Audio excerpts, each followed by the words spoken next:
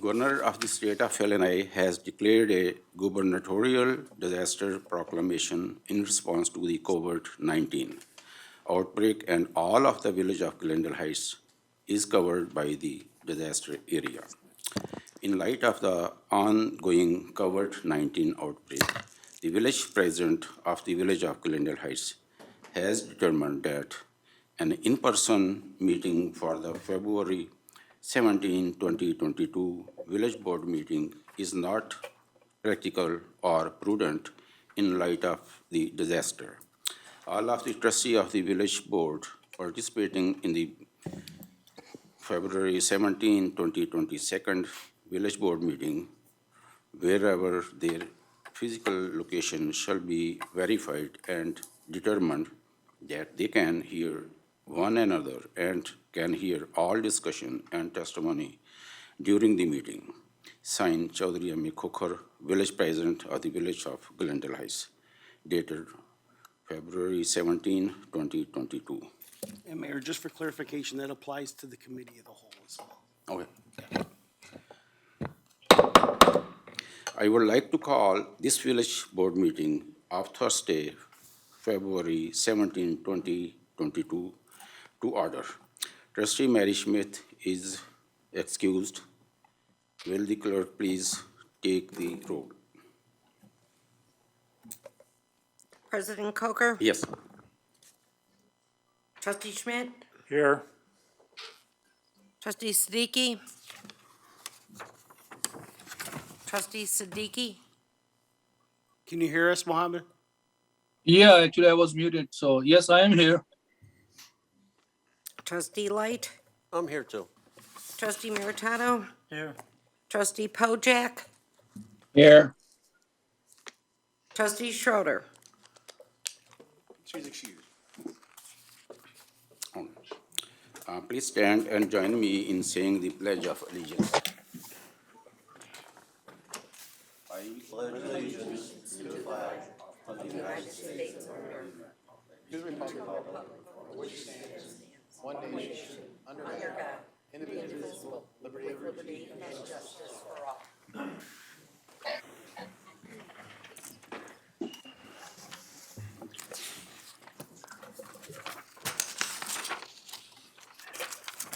We will continue with the petitions and communications.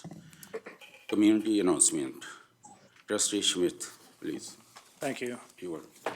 The Glendale Heights Police Department, along with numerous other police departments across the country, have seen an uptick in people posting messages online and on social media instead of calling 911.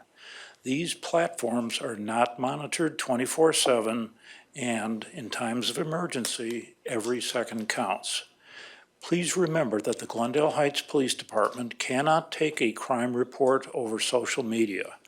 In order to make a report, please contact the non-emergency number at 630-260-6070. If you need immediate assistance or have an emergency, please remember to always call 911 and don't rely on social media.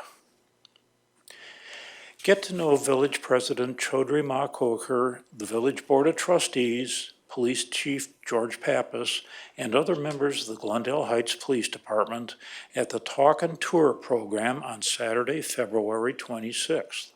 From 10 a.m. to 11 a.m., come and talk with us in the Police Department's EOC, and then from 11 a.m. to 1 p.m., come and take a full tour of the police department with demonstrations and other informational topics.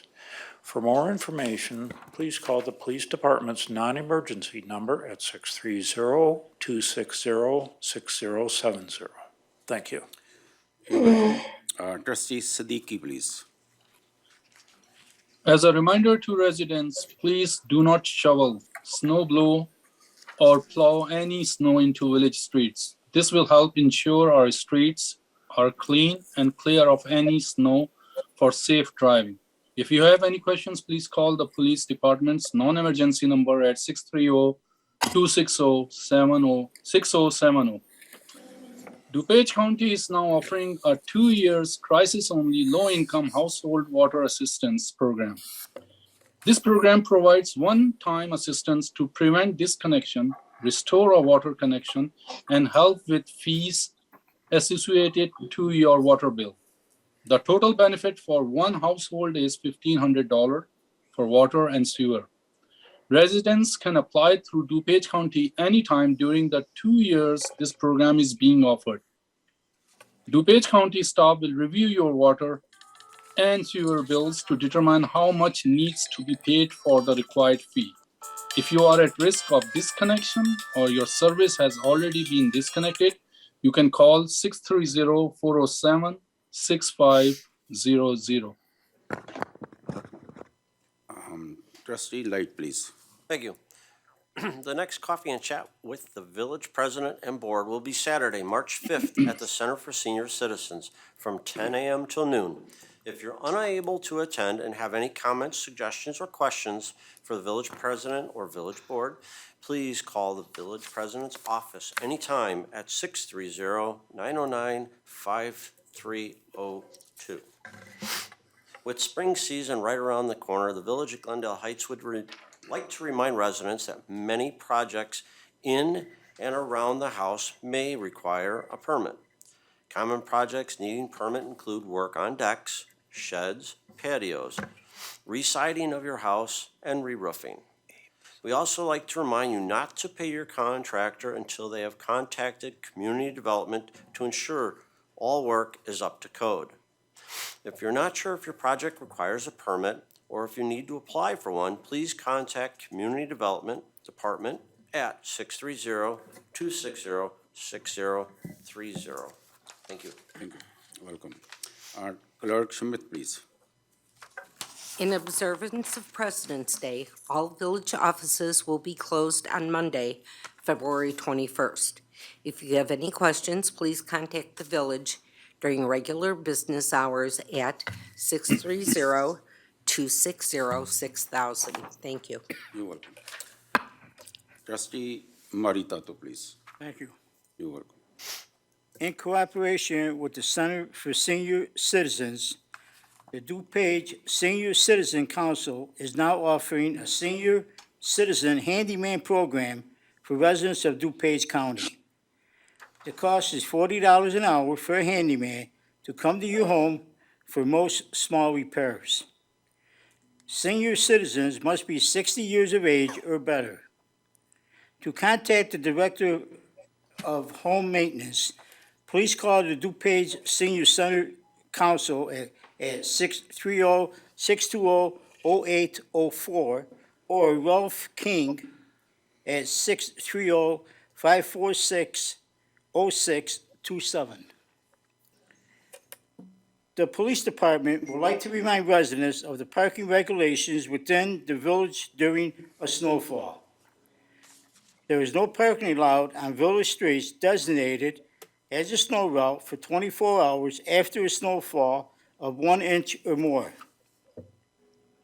There is no parking allowed on any village street for 24 hours after a snowfall of 2 inches or more. And there is no parking allowed on any village street for 72 hours after a snowfall of 5 or more inches.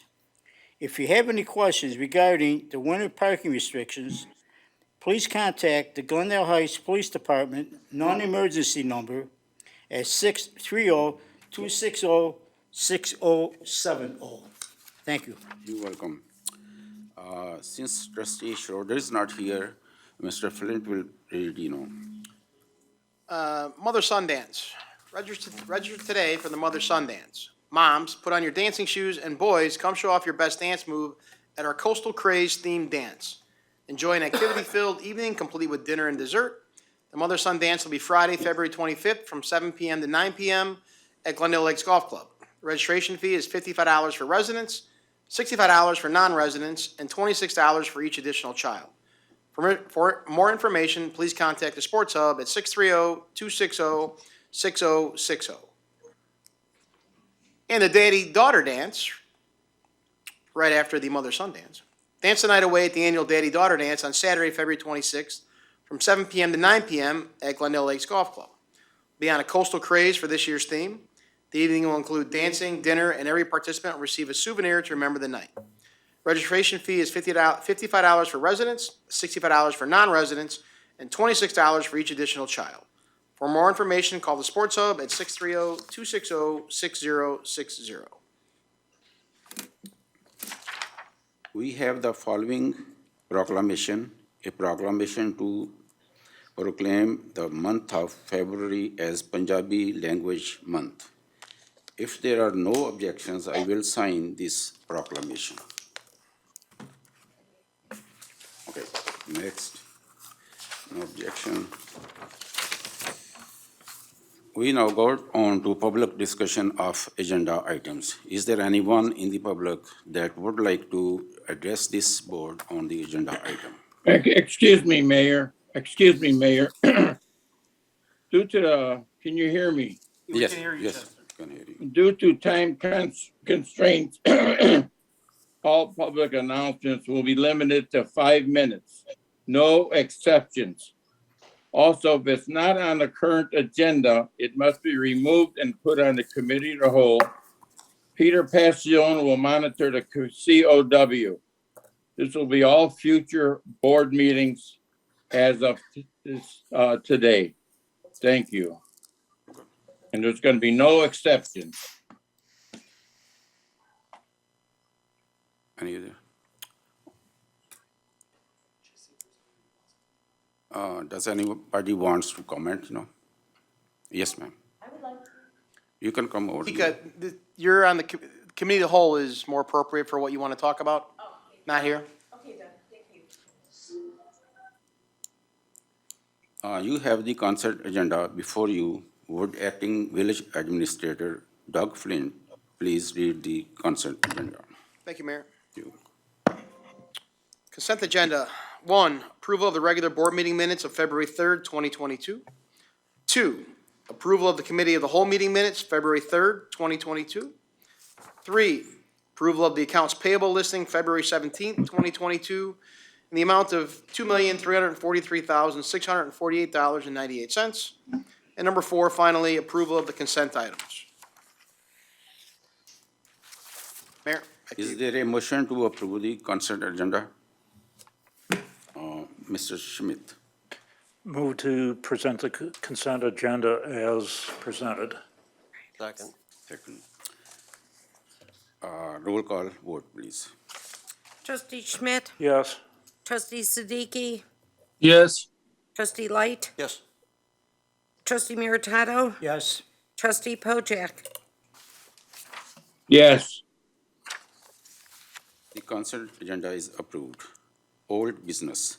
An ordinance waiving bids for the Lincoln Avenue Storm Sewer Improvement Project and awarding the contract to Unique Plumbing Company tabled at the February 3rd, 2022 meeting.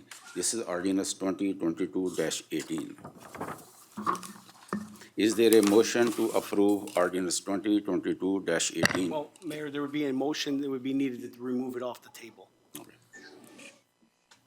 Yes, Trustee Schmidt. I move that we move this item off the table and subject to discussion. Second. Second, Trustee Light. Roll call vote. Roll call vote. Discussion, I just have a quick question. It's roll call to take it off the, Yeah, it's Oh, not to okay. approve it, it's just to take it off the table, Mohammed. Oh, sorry, okay. Roll call vote. Trustee Siddiqui? Yes. Trustee Light? yes. Trustee Meritato? Yes. Trustee Pojek? Yes. Trustee Schmidt? Yes. Ordinance 2022-18 is tabled, No, it's taken No, off the it's table, taken removed off. from the, removed from the table. now it's up for an agenda item. Now we can, Discussion? yeah, we can discuss this, Mayor. Okay, So, Mayor, discussion. in, last board meeting, elected officials asked for the village engineer, Representative Andy Poufon's here to discuss this project and answer any questions that anybody might have.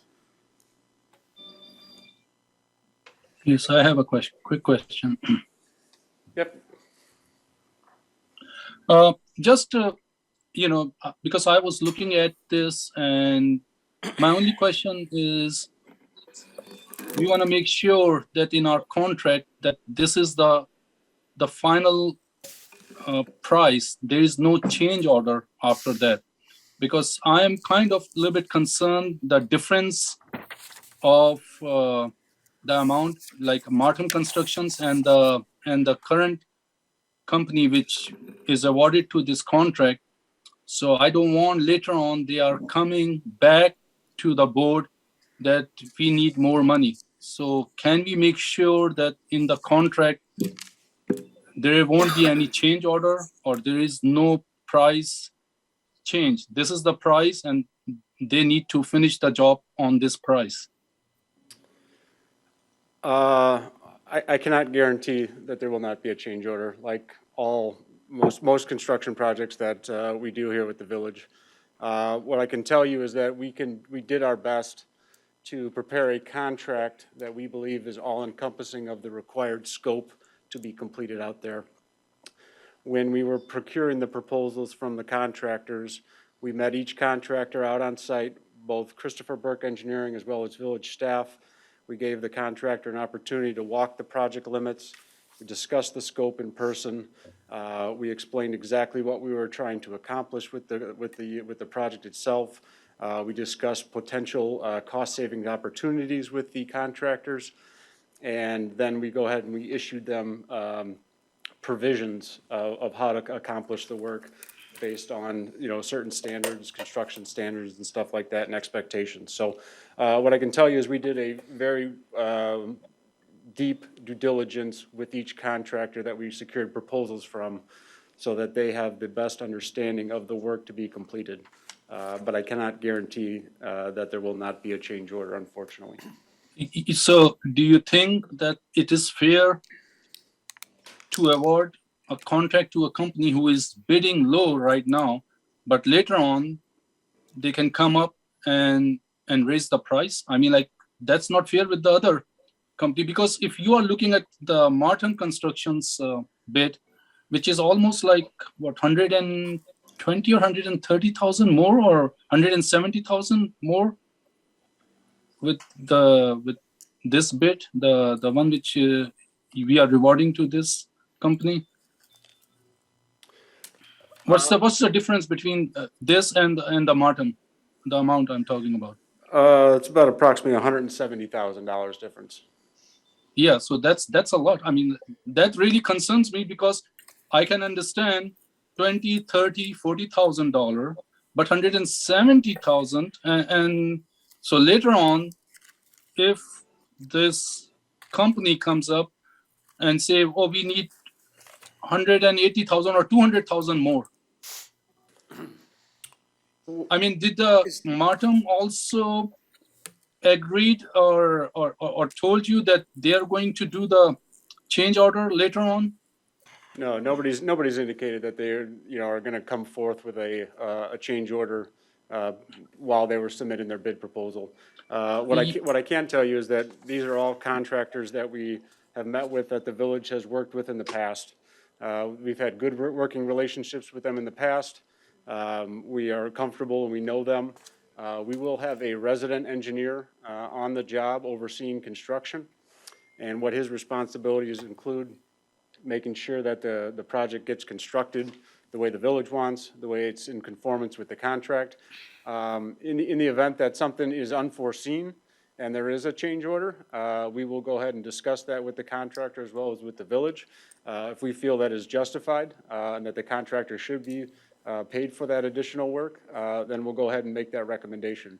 Along the same lines, if we feel that the contractor is making which is very common, making a request for a change we do not feel is appropriate, we will go ahead and make a recommendation to reject that offer from their change order. So there will be a resident engineer basically being the eyes and the ears of the village out in the field, making sure that the contractor is working as anticipated.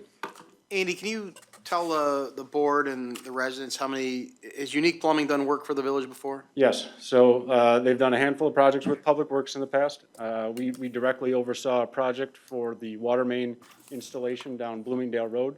And I know they've done a handful of other projects with the village, public works staff, and, sewer repairs, stuff like that. So we feel comfortable knowing that, Was there any change orders with those? to be honest with you, I don't recall, on the Bloomingdale Road. I'd have to, follow up with you on that one. I don't know, maybe Director Kaplan can say, I know they work pretty closely with Public Works, so. I can't remember. It's quite a Sometimes while it's now. not good to go cheap all the time, because we're talking about our parking lot. Took a low ball price, and now we gotta do their whole parking lot over again. So, Andy, what was the engineer's perspective of what this bid should come in at? And did Unique come in at about where you guys just thought this project should be? So as you recall, we originally started going forward with a cured-in-place pipelining technology, which is a trenchless technology, and we secured proposals. The proposals all came in higher than anticipated, higher than our estimate, higher than the village's budget. There's a handful of reasons that we believe that those prices came in higher, and we've spoken to those contractors and gotten justification why those prices are not typical to what we've seen on prior bids. So we went ahead and worked with additional contractors, underground contractors, to secure proposals. We did put together a cost estimate, and to answer the village administrator's question, the work matches what we anticipate the project to cost as far as replacing the sewer in kind. And is it possible that Marta might not, they bid, but just kind of threw a number out there hoping to say, hey, this is my bid? Yeah, we cannot predict profit. We cannot predict their workload, their schedules. They may come back and say, speculating, they may come back and say, hey, we're busy. If we can keep our guys busy, we'll take on this additional job. We may have to pay them overtime or whatever to do the work, but, Unique Plumbing has said that they're able to perform the work and they are ready to perform the work. So they might be just looking for and keeping their guys busy, and that's why they kind of wanted to keep their guys busy and gave a very competitive price. Right. But the price is in line with what the expectations that Seabell had for what this project should cost. That is correct.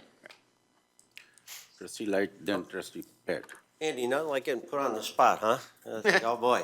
I have to agree with Mohammed. I worry about change orders. I mean, with $170,000 between the two, I mean, what are we getting for another $170,000 in that contract that it was so much more? And with the shortcoming, if we fall short, are we gonna end up in the same ballpark? Because I know change orders, and they seem to appear with a low ball estimate. That's my concern, that we're gonna end up right where we're at in subpar work if we have to cut corners or something, or they do. I would categorize this, and I don't mean to speak for Andy, but By all I means. wouldn't categorize Unique as a low ball. I would categorize Martum as a really high ball offer.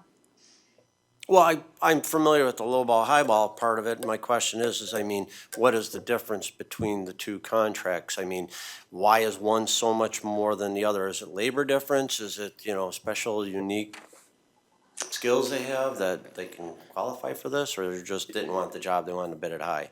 It very well could be.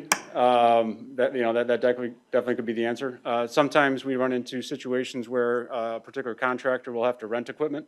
Okay. Sometimes their labor force isn't able to complete certain tasks with the labor that they have on staff, so they have to subcontract out.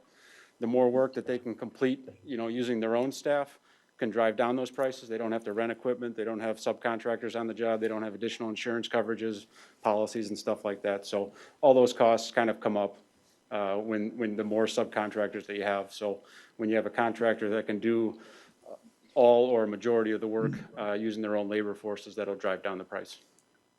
And I think that's representative why we saw some higher unit prices for the lining contract, is because the scope of work for that contract included additional work outside of just lining.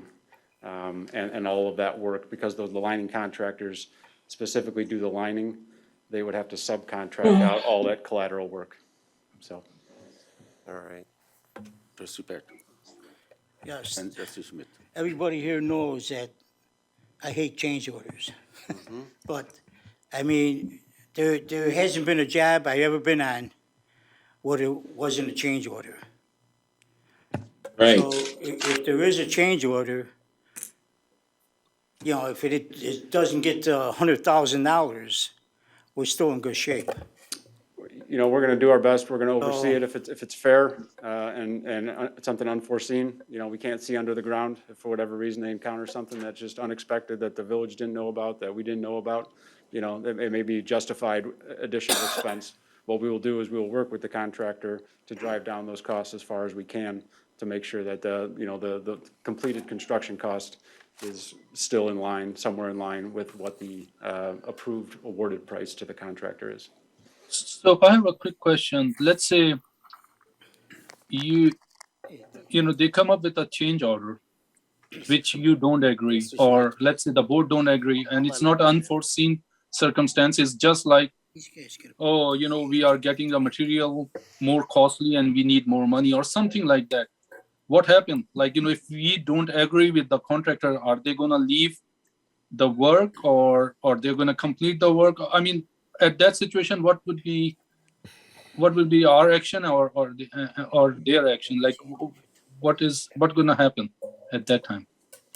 Based on the conditions, I'd say it gets handled differently each time, but there are contracts, and we operate a lot underneath the state of Illinois, Illinois Department of Transportation guidelines for how construction contracts are handled.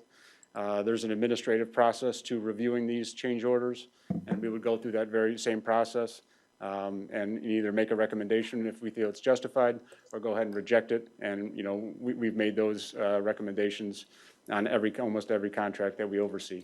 So it's very, very common. Okay, thank you. Please, next time, everyone, trustee and other, raise your hand and then wait for my permission. Nobody is allowed automatically, I am here, and there are a lot of people on the line. Mr. Schmidt, please. Andy, could you give us some idea of what contingencies might cause for a change order to be requested? I think we've covered the work. I think when we deal with side yard and rear yard properties, we've included, we've met with the resident, we've notified him of the work that's forthcoming potentially. We've included, the rehabilitation out there, the restoration work. The only thing I would see is a unforeseen utility conflict that could potentially come into play. Knowing that we're replacing the sewer in the same size and the same condition or the same material, I don't anticipate a conflict out there. But if for whatever reason, we have to make an adjustment in the profile of the pipe that caused additional labor or delay time, that would be the only thing I could, foresee. And then that's common on every job we do. Thank you. Anybody else? Roll call vote, please. No, I don't think. We there's- don't have a there's no motion on the floor. yet. Motion yet, Mayor. This discussion is done. Discussion's done, but someone needs to make a motion. Yeah. Trustee Pat, So moved. What are we moving? second. Motion to approve. Motion to approve. Second. Trustee Schmidt, second. Roll call vote, please. Trustee Light? Yes. Trustee Meritato? Yes. Trustee Pojek? Yes. Trustee Schmidt? Yes. Trustee Siddiqui? Yes. Roll call vote, please. No, so motion, ordinance 2022-18 has been approved. Is approved. Oh, that's done, right? Yeah. Second, a resolution appointing a police commissioner to the Board of the Police Commissioners for the Village of Glendale Heights, Illinois, tabled at the February 3rd, 2022 meeting. This is resolution 2022-R-17. So you need a motion to remove it off of the table. There is, I need a motion Take it off. to take Take off the table. Yes, Motion to trustee approve Pat. to take it off the table. Second. Second, trustee Light. Discussion. It's no discussion, just a roll call vote. Roll call. Trustee Meritato, Yes. trustee Pojek, Yes. trustee Schmidt, Yes. trustee Siddiqui, Yes. trustee Light. Yes. Motion is approved It's off the table, correct? off the table. Discussion. Now it's up, yeah, to discuss, correct? Yeah, discussion.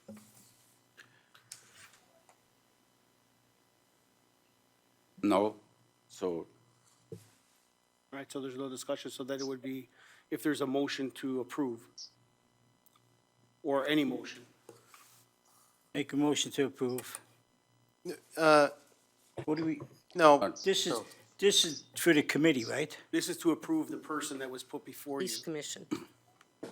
this is the motion that was tabled at the last board meeting to approve the police commissioner, The appointment of a police the, commissioner. the appointment of police commissioner.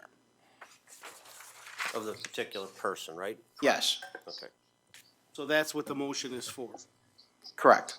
If there's a motion to approve the appointment. I make a motion to approve. second, Is there a second to that motion? Without a second, that motion fails. okay, motion is not approved. Well, there's no motion. Are there any other motions? Is there a motion to deny or to not approve? Okay, motion to deny, Motion to deny The appointment? the appointment of this person. So it's a motion not to approve the resolution. You don't have to make it. If you don't make any, if nobody makes another motion, it will just die. So you don't have to make a motion. So if there is no other motion, that this resolution fails. So we can move on to the next agenda item. okay. Okay, wait, my question is, what are we doing with this police commission? So we'll get there. Yeah. You have another ordinance in front of you. So then you can start. New business. Yeah, we can start with. Yeah, new business. New business, there is a request to waive first reading on new business item 5. Is there a motion to waive first reading on new business item 5? Trustee Light and So moved. second trustee Schmidt.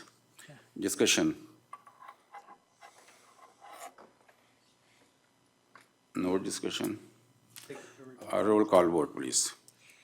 Trustee Schmidt, Yes. trustee Siddiqui, Yes. trustee Light, Yes. trustee Meritato, Yes. trustee Pojek. Yes. First reading is waived on new business item 5. Second, an ordinance granting a conditional use to permit a drive-through facility at the property located at 1227 Glen Ellen Road in the village of Glendale Heights, Illinois, from the February 3rd, 2022 COW first reading. Number 3, an ordinance to amend Title 11 entitled Zoning Regulation of the Municipal Code of Ordinance of the Village of Glendale Heights, Illinois, for the regulation of cannabis from the February 3rd, 2022 COW first reading. Number 4, an ordinance to amend Article A entitled Home Rule Municipal Retailer and Service Occupation Taxes of Chapter 2 entitled Village Taxes of Title 3 entitled Finance and Taxation of the Village Code of the Village of Glendale Heights, Illinois, first reading. Number 5, an ordinance to amend Section 2-2-1 entitled Created Appointment and Terms of Chapter 2 entitled Board of Police Commissioner of Title 2 entitled Board and Commissioner of the Municipal Code of Ordinances of the Village of Glendale Heights, LNI request to waive first reading. This is ordinance 2022-19. So it's been waived. So this is up for approval now. Okay. Is there a motion to approve ordinance 2022-19? Trustee Schmidt, So moved. Second. Trustee Light, second. Discussion. Yes. Where are we standing with this police commission? You want me to take it? I got it. Because currently we don't have a quorum. We only have two commissioners. So we have stagnated anything that the police department can do. We cannot hire, we cannot promote. If any officer ever comes into discipline, they do not have the recourse for a grievance to go before the police commission. And essentially, the police commission can't operate at all. The ordinance, the request in front of you is to make it back to 3 police commissioners so we can actually get some work done. Okay, I knew that, but I want to know, where is this committee? I mean, what are we doing with the committee to get people on it? I send everybody an email, all the trustees an email. If you guys had anybody that wanted to be on the police commission, to send them all their applications to the mayor. Now, did anybody do that? Yes, many did. Okay, did anybody look at them? Or, I mean, the only thing we're doing right now is hurting the village, because we can't do no police business without a commission. The We have to emails do a were- thorough, the- Pat, we have to do a thorough background check on every Chester, application. I understand that, but we have no names. So we can't do a background check on anybody if we don't have. There any were names submitted. There were names submitted. The names were forwarded to the office of the mayor. So where are we at? I mean, you can take application and then forward to me, you know. I did. So the names were forwarded onto, the emails that I received and the ones that you received were all forwarded to your office. I don't know, you know. So, is, yes, Miss Romana? I'll have to look back and see if there was anything, all I remember was meetings No. regarding it. You have any? But on the table, so as the process works, on the table was the ordinance to approve or deny the candidate that was up before us at the last board meeting and now at this board meeting. So now that that candidate has been denied, right, either at the next board meeting or a board meeting sometime in the future, the mayor can take the list of candidates that he has and decide if he wants to bring another candidate forward.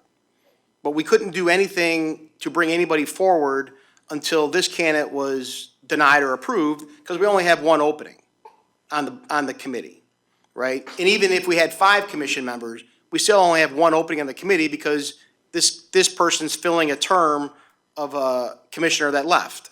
So this term is from now until April 30th. If we had 5 committee members, there'd be more openings April 30th. But right now, we only have one opening, and it is, this gentleman was up for approval or denial.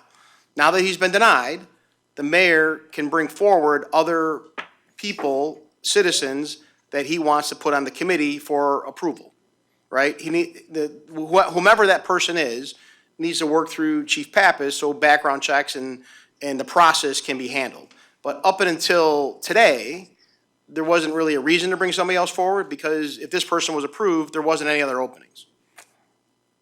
If that makes sense. Yeah, but the names were submitted already. Yeah, the mayor has a list of names. And now that this person's been denied, the mayor can then go to that list of names, review them, and if he wants to bring a candidate forward, bring a candidate forward. And I want to add, you know, that our trustees, Board of Trustees, one candidate, Ms. Tanzina, all these people, they did not talk with her. Number one. Number two, they did not do any background test, They did not try to get any information, and they denied because he said, she said. Excuse me, And we this have a is- motion on the This is floor. very unfortunate. Call for the question. Now that there's been a call for a question, we have a first and a second, Marie, correct? Yes, we Second. do. Maybe you're gonna have to ask, for discussion ends and you have to take a roll call vote. Roll call vote. Trustee Schmidt? Yes. What are we voting on? Did we just vote on it? If I No, could, on- this is going to Back- change the back to number three. from Change the 5 to 3, so the commission can conduct business, but there will still be one vacancy. Okay. Trustee Schmidt? Yes. Trustee Siddiqui? Yes, Trustee Light? Yes. Trustee Meritato? Yes. Trustee Pojek? Why does the mayor have to select the name? We have, The Chester, you names have to were put vote in first. already. Chester, you have to vote first before you can discuss it. How do you no. vote? No. Okay. Is that everybody, Marie? 4 to 1? Yeah, it's 4-1. The ordinance is This is stupid. Okay, so, No, Okay. the ordinance is approved. Yeah, okay. okay, so Ordinance 2022-19 is approved. Number 6, a resolution authorizing the issuance of a notice of award and authorizing the execution of a contract for the Civic Center roof replacement project. Section F, G, H, I, and J. This is Resolution 2022-R-18. Mayor, can I get a motion to approve Resolution 2022-R-18? Trustee Schmidt. So moved. Second, Trustee Pat Maridato. Discussion. I have a discussion. How much is this roof gonna cost us? I can answer that. The winning bid was $559,800.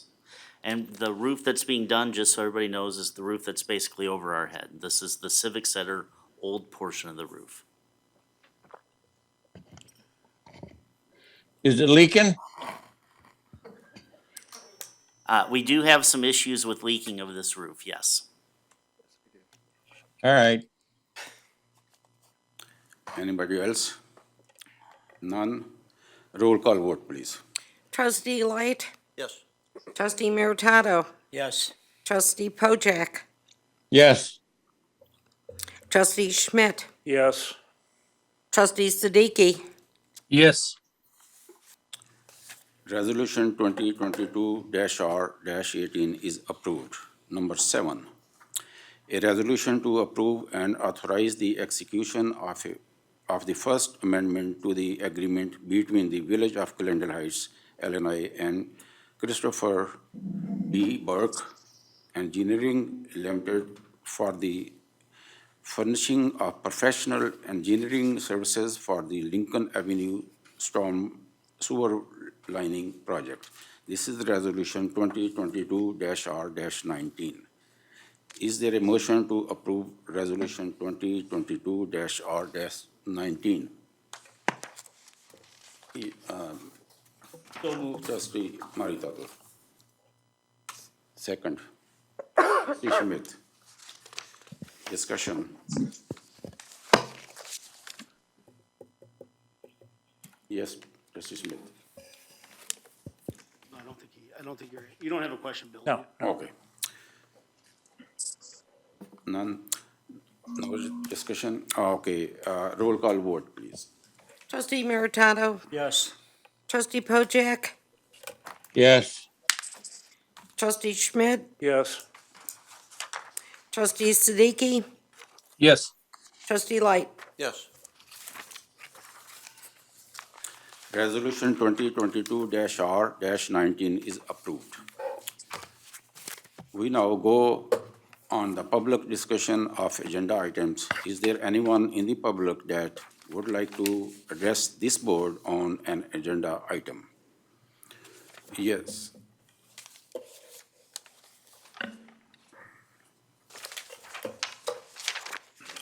Ed Pope, Wayne Avenue. I just want to ask the chief for a clarification. Chief, I'm confused. So has it always, as long as I remember, there's only been 3 people on the police commission. Was it really 5, but 3 made the quorum, so you didn't fill it? Is that what you're saying? Because I'm confused by that. It was 3. We changed the ordinance a few months back to 5. We're home rules, so we can do that, and there was reasons behind that, and that's some history that we had. Since we couldn't make a quorum, now we're gonna go back to 3, so at least we can get some business done. April 30th is when our date was to bring on 2 new commissioners, so we have time until then, but we cannot just sit stagnant. We need to operate as a police department, so that's why we dropped our ordinance back to 3, so we can actually have a quorum to fulfill our duties. Okay, that makes more sense. So, Mr. Mayor, have you gotten enough, I mean, you have 1 opening now and 3 potentially. I know there's several of us out there that have applied. Are you guys, how are you looking at these candidates now? We will read Well, their, I don't mean to stop you, but because that's really not an agenda item right now for a discussion of having an appointment in general, we'd have to, you could ask it at the COW. Okay. You could make comments on it, but, because it's not on the board agenda. Gotcha.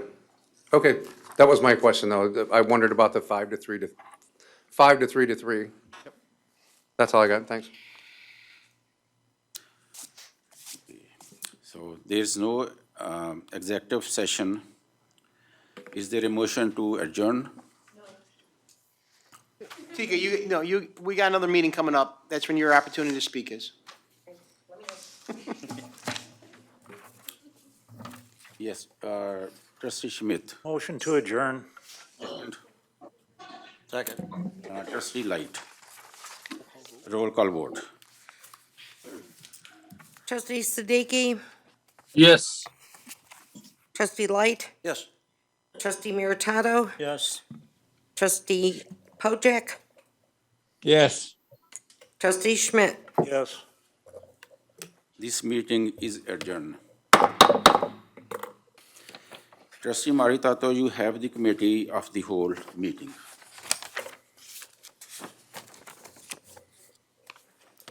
Oh, name and owns here. Sorry.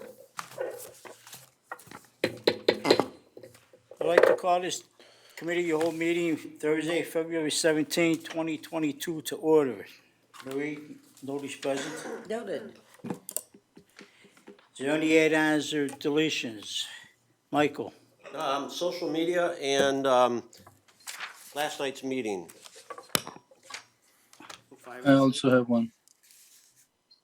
Last night's meeting? Yes.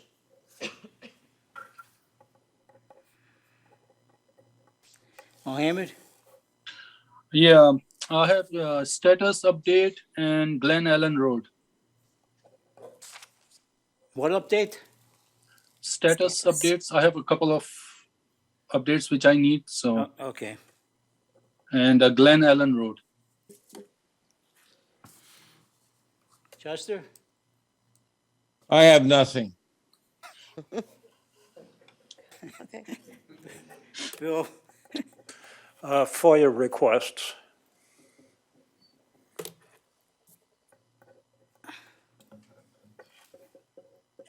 Okay, we all done? Okay. Now we go to public comment. Is there anyone in the public that would like to address this board? Well, I've seemed anxious, I'm not. Okay, you've been anxious for a very long time, so this has got to be This is important. no, truly, this is my first village meeting. My name is Tika. I'm a resident of Glendale Heights for 14 years. And I've attended all the mayor's coffees since he's been elected, and I've learned a lot. I've mostly listened. And I am a mental health counselor, been one for 20 years. I'm doing suicide counseling now through the Upper Room Crisis Hotline, been doing that for a year. And so I understand a lot of things facing people. So, but what I want to say is, I've attended, yeah, I said that already, okay. So I know, like all of America, we, the Village of Glendale Heights, face enormous challenges and dangers now. The whole country does. I think most everyone in our town and nation really just wants to get back to normal. We want to breathe freely. We want to speak freely. We want to believe freely. Normal is seeing each other's faces, smiling, especially the children. And we want our community to be peaceful, loving, and safe. Mayor, board, and residents here and at home watching must try and work together in a caring, cooperative manner. I know we only have 5 minutes, so I better go quicker. We have all been tested, many traumatized severely by the COVID-19 virus and pandemic. Policies emanating from our government, often contradictory news and false information which confuse and lead to craziness. You hear the word crazy a lot lately, and I understand it. Right now, our new mayor and board are struggling. They need our support, encouragement, and appreciation. These are jobs of service and sacrifice with relatively minor compensation. Some we have elected are ready to walk away as they face many angry, critical residents constantly mocking and scorning them. But who really cares? I've seen a few residents at the mayor's coffee, and they all come to complain with little respect and no thanks. These used to be honorable jobs. Wait a minute.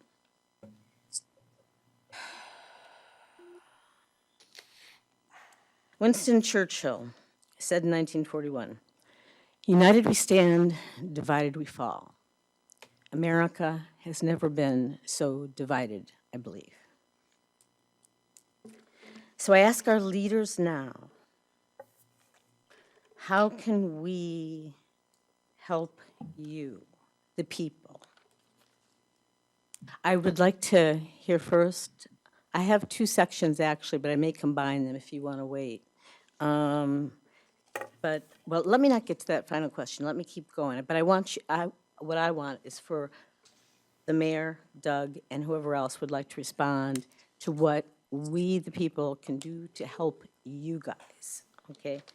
So I'm moving on to, oh, yes, I want to say, actually, Doug, the former police chief, has done a fantastic job.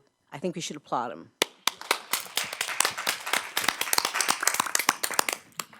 I want to say the new chief of police, now he's village trustee. He'll do an amazing job if everyone works together, if everyone cooperates. An example of leadership. Want to also applaud George Pappas. He is our new police chief, and it's the most important job. Wait, I better not lose my place. In these times, many politicians favor violent criminals and elevate them over our great police officers, and often long-suffering victims. It's not only wrong, it's really stupid. The physical safety of all individual Americans, regardless of race, sex, and creed, next to our military, the first responders have the toughest jobs of all and the hardest, risking and often sacrificing their lives without much respect, recognition, or reward, especially lately. Doug, do you want to comment Excuse or me. correct me? Ma'am, I don't mean to cut you off, but the board appreciates your comments, but your 5 minutes is up. Right, thank you. Told you. I'll come back. God bless you all, and God save this country. Okay.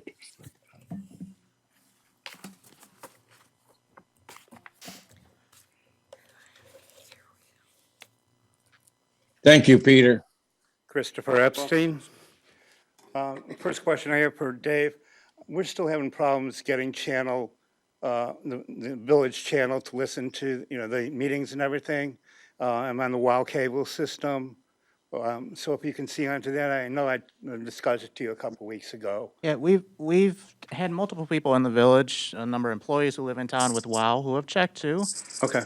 It's individual customers of what the issue might be, so it is gonna be a WOW issue that you'd have to address with them. Okay, because normally the Channel 6 was that we would get the feed even if the rest of WOW was out, and that the feed would be coming. And it's just, the sound basically is bad.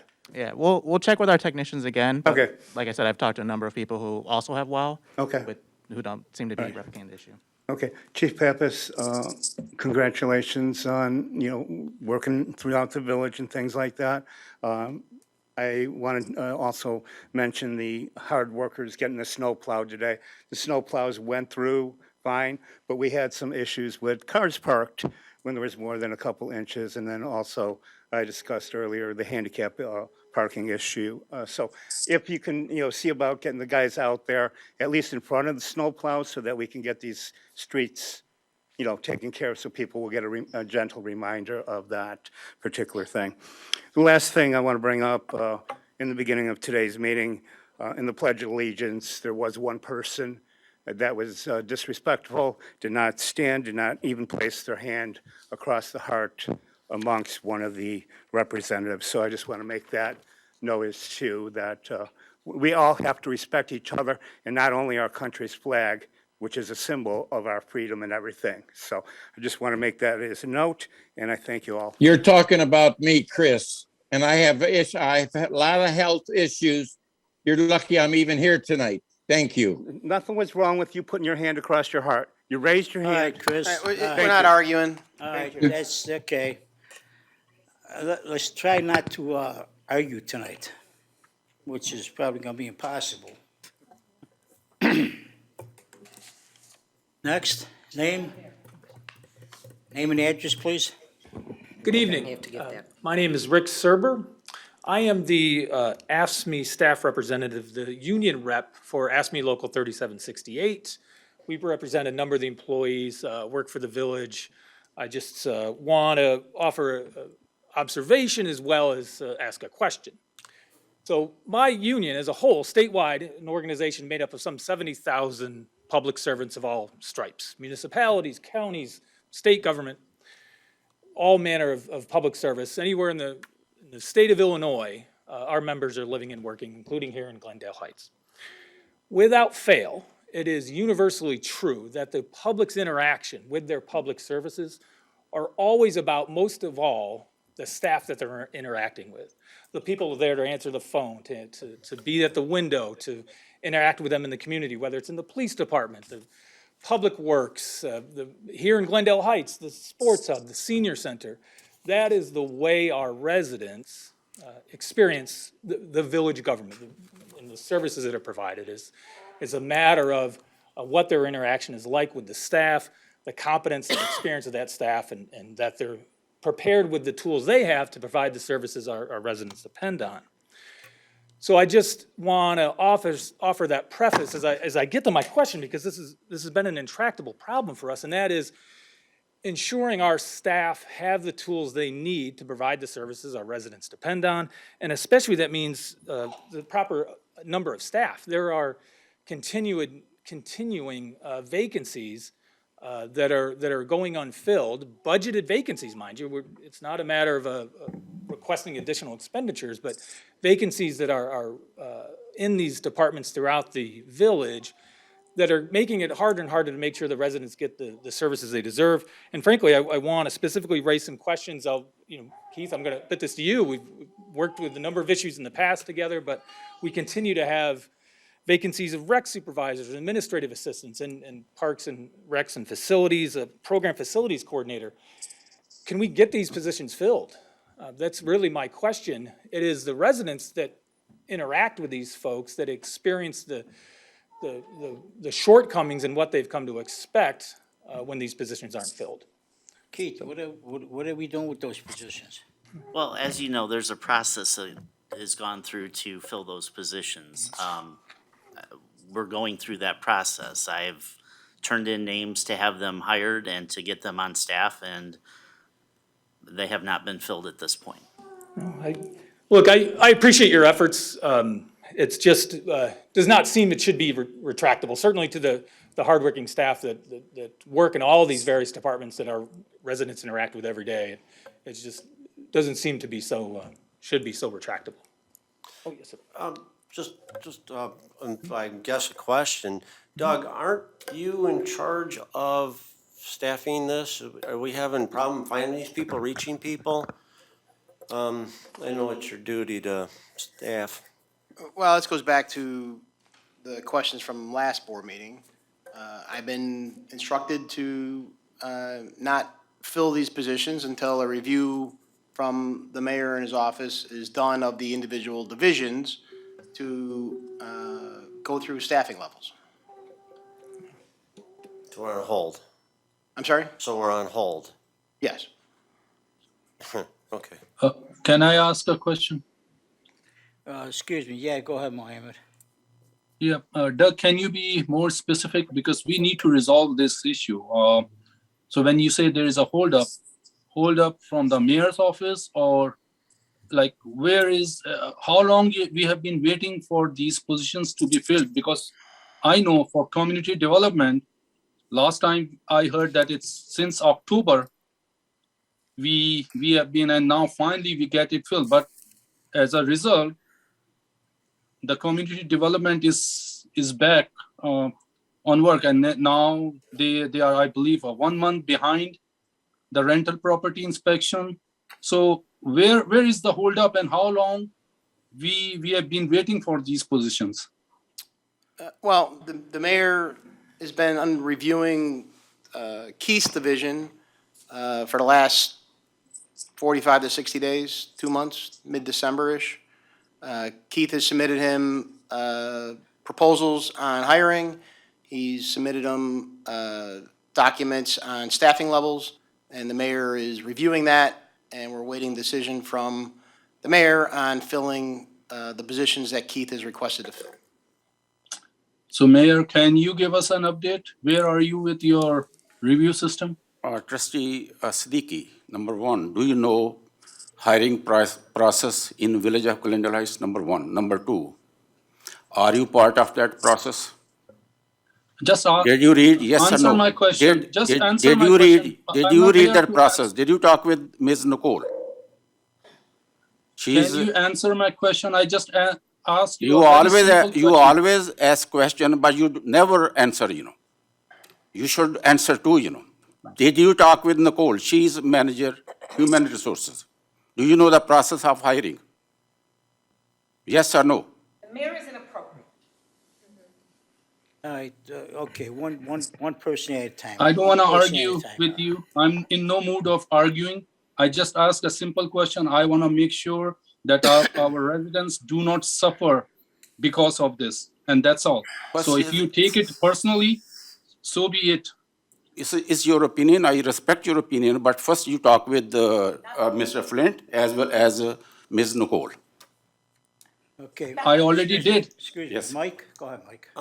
Just back on the staffing issues with this, if we have the people, we need to get them in place. It's a budgeted, isn't it, Doug? It's budgeted for these people, correct? The positions that Keith has requested are replacements. Or replacements. So let's get it done. What do we, we're waiting for a study now. It's going on 2 months. That's a little long. What are we looking at? This full-time staff or is this part-time staff? We're past our half hour, 30 minutes already. We're past that. There's one full-time staff position that is being readjusted in the new upcoming budget. So we're really not looking to fill that immediately. It's in the new upcoming budget. There are 4, 5 part-time, Or seasonal. seasonal positions that are in the Sports Hub Rec Center to, do scorekeeping, man the front desk. basic 16, 17-year-old entry-level type job. So my question is, why, these are all budgeted, am I right? So, Yes. why ain't you putting them on? I've been asked not to. By whom?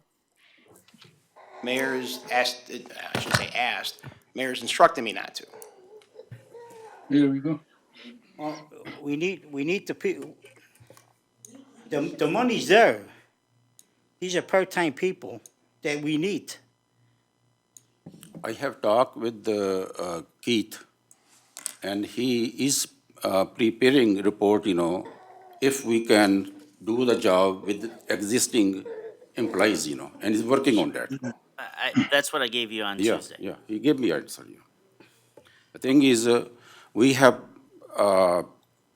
complaint from resident that we are spending a lot of money on permit and other stuff, It's not true. So we, It's not true. so that's the one of the reason, if we can work with the same employee and do more output, And Mr. Keith is working on that. Today, Ms. Rachel, she brought she wanted to hire one person, and Mr. Doug Flint and me, we had meeting, and I asked her to give, report, and she's working on that. Okay, so you say that residents are saying we spending too much money, but when 5 people leave, we have to replace those 5 people. Am I right? Is that what we're doing? So when people are leaving, we have to replace them. We can't go without these people in the sports hub, or ComDev, Public Works, Parks and Recs. These people are retiring and leaving. We have to replace them. I talked with Ms. Joanne throughout about month at least, She's using office tech 4.5%, 4.5%, In our neighboring village and towns, cities, she has the most number of office tech than other comparatively same population, same things. You can't, what we cannot do is compare ourselves to surrounding villages, because every village works differently than the other one. Like we do great snow plowing, other villages, they don't do snow, they don't do a great job snow plowing, because maybe they send their guys home and they let the streets go until, 2 days before they plow them. We don't do that. We have trucks out. You can't compare apple to oranges. I mean, if 5 people retire or leave, whatever the reason may be, we have to put 5 people back to work. The thing is, if we believe in efficiency and number of people providing service to, we are 34,000 people, in this village. If neighboring 34,000 or 40 are close to it, we have to check, if 1.5 to 3.5%, they can do the work for 34, 35,000 people. Why not our department can do this work, with Because same comparative number? maybe our department, So that is where we are, Maybe- having comparative study, And Mr. Keith is working on that, Ms. Joanne work on that, and Ms. Rachel is going to work that, To me, is a reasonable ground to have some study, It's not just hire someone and put someone, we have budget.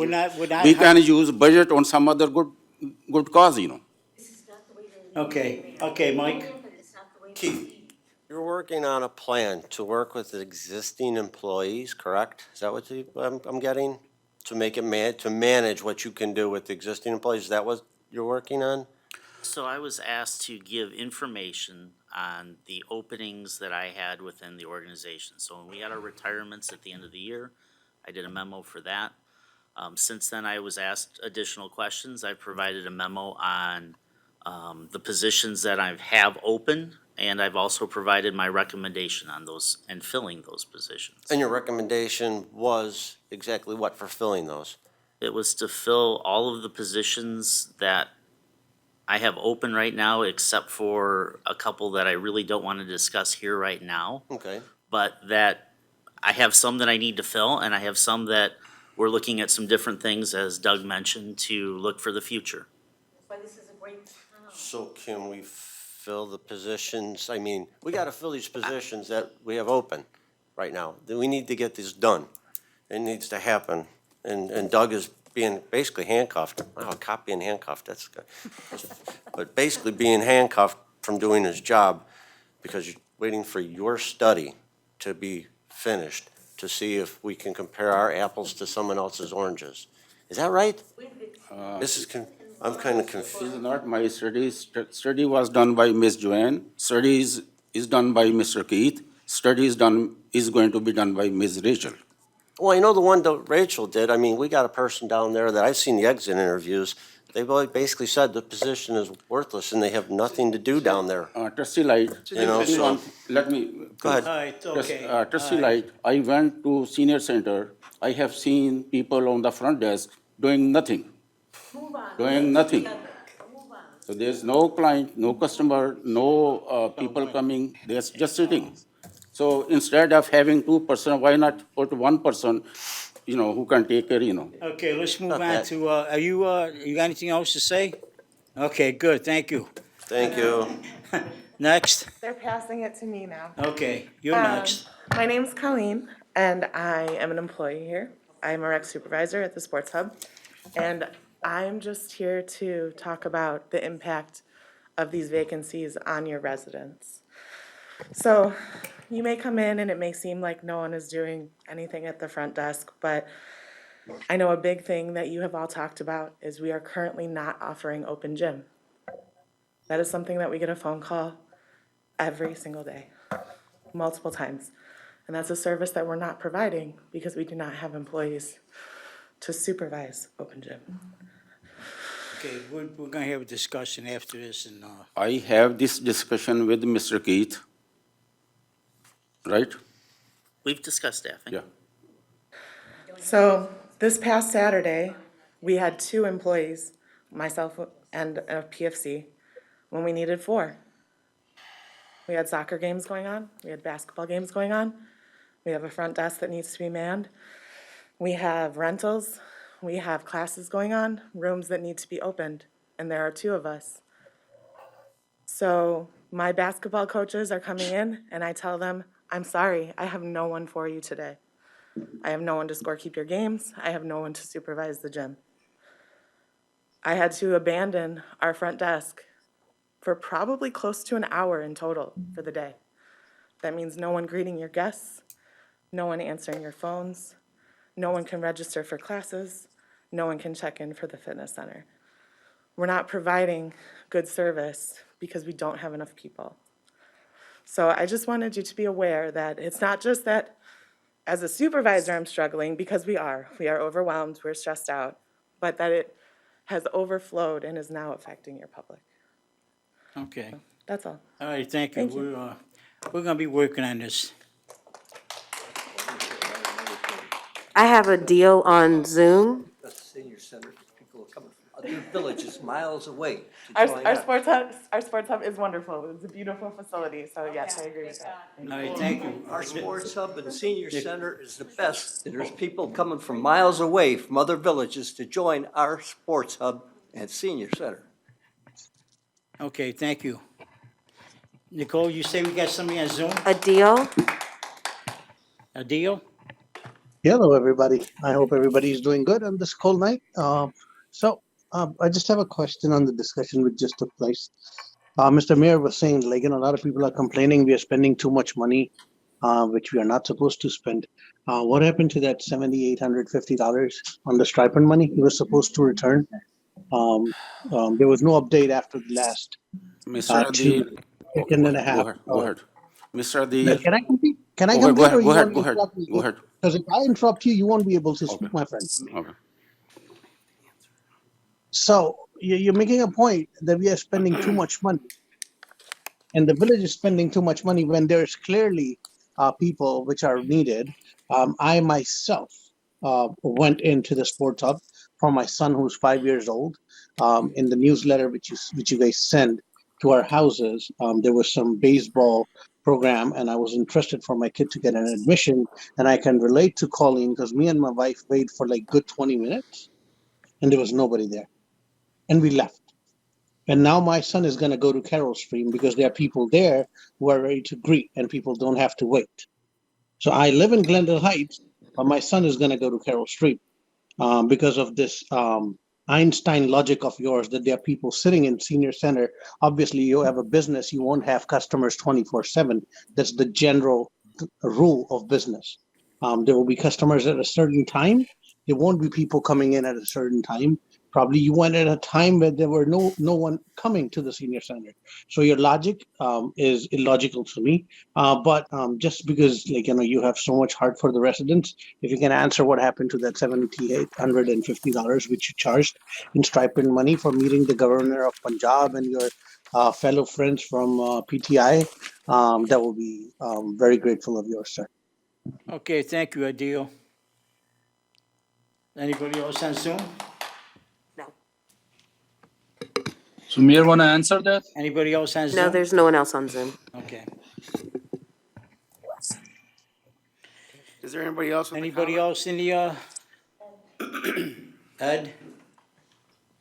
Ed Pope on Wayne Avenue. I'm getting predictable. Peter, you don't need a stopwatch, trust me. It goes back, Mr. Mayor, when you have opportunities, I know you're overwhelmed and there's so much and you're still learning and all that, but you have opportunities to put currently 3 village residents on a commission. In my opinion, the most important commission in the village. And we don't even have one. And it's embarrassing that we went from 5 to 3, and we can't get one to fill the 3.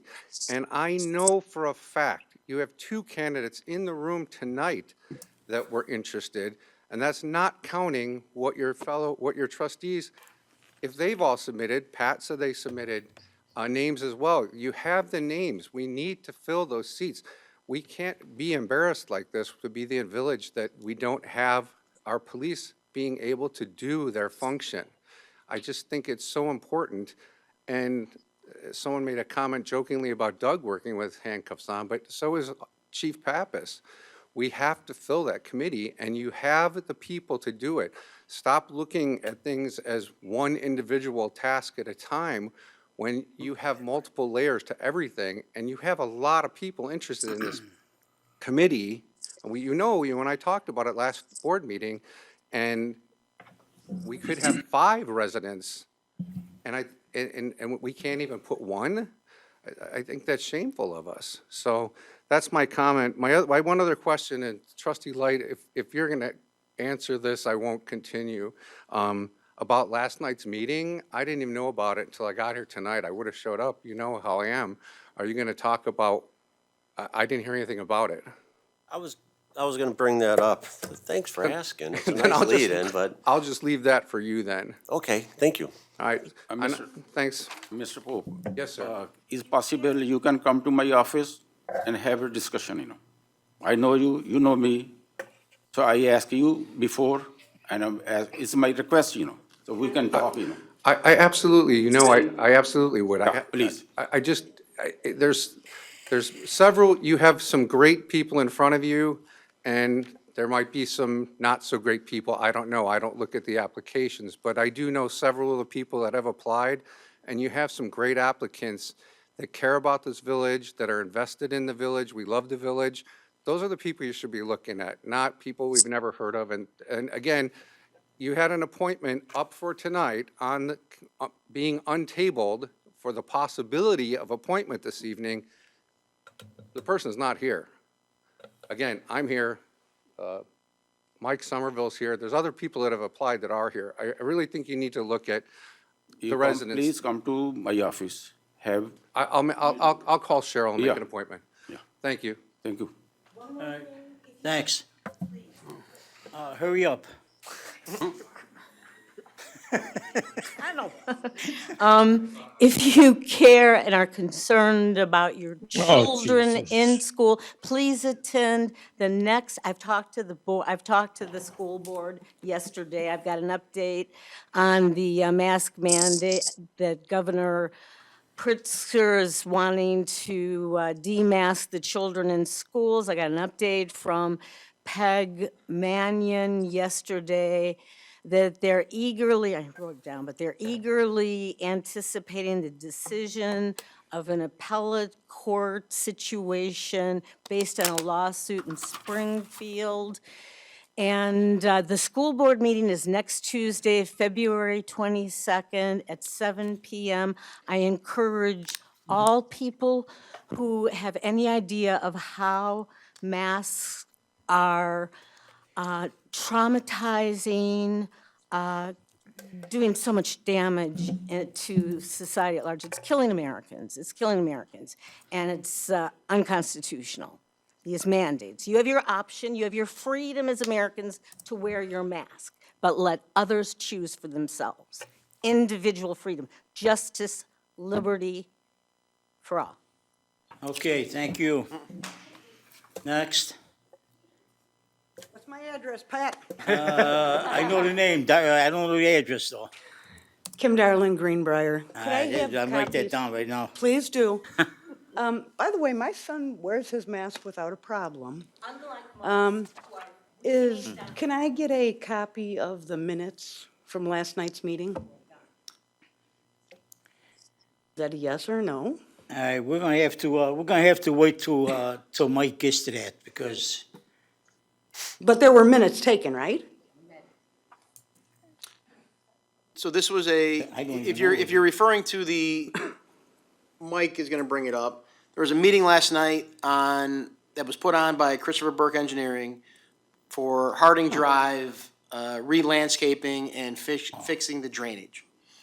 It was not a board meeting. It was an open house for the residents that are affected by that drainage Okay. to come here and ask their questions and voice their opinions. That meeting notice was sent individually to each house that's For affected that by that. area? Yes. Okay. It was not an open meeting like a board meeting. Board members weren't, I don't know if, I wasn't there. I don't know if any board Okay. members. It affected that area? Yes. Is what it was? Yes. And you hosted it because that's No. in your district, or? Christopher Burke Engineering, along with Public Works, hosted the meeting. Okay. Thank you. Yep. okay, thank you. Anybody else? Parents. Again? No. One more time. Tika, you only get, That's it, you only get two times. You only Go ahead, get Chris. one, actually. With regards to the mask issue, my son would go crazy with people not wearing a mask. No, okay, we're not gonna argue. Okay, we're not gonna. It's a safety We're not gonna get issue. into the mask. If you have anything that, 50% of the kids in grade school right now are not fully inoculated. There would be a different situation, wearing masks or not wearing masks, if the kids were fully inoculated. That's my point. okay, Okay. okay. That's, Okay, is that, Tika, we're- excuse me, if you got a line again, I'm gonna have you taken out of here. Okay? Be good. Okay, anybody else? No one? Okay, I have a suggestion. sure, go ahead. Our sports hub. Can you step up to the podium, Can you please? step up to the podium right away and,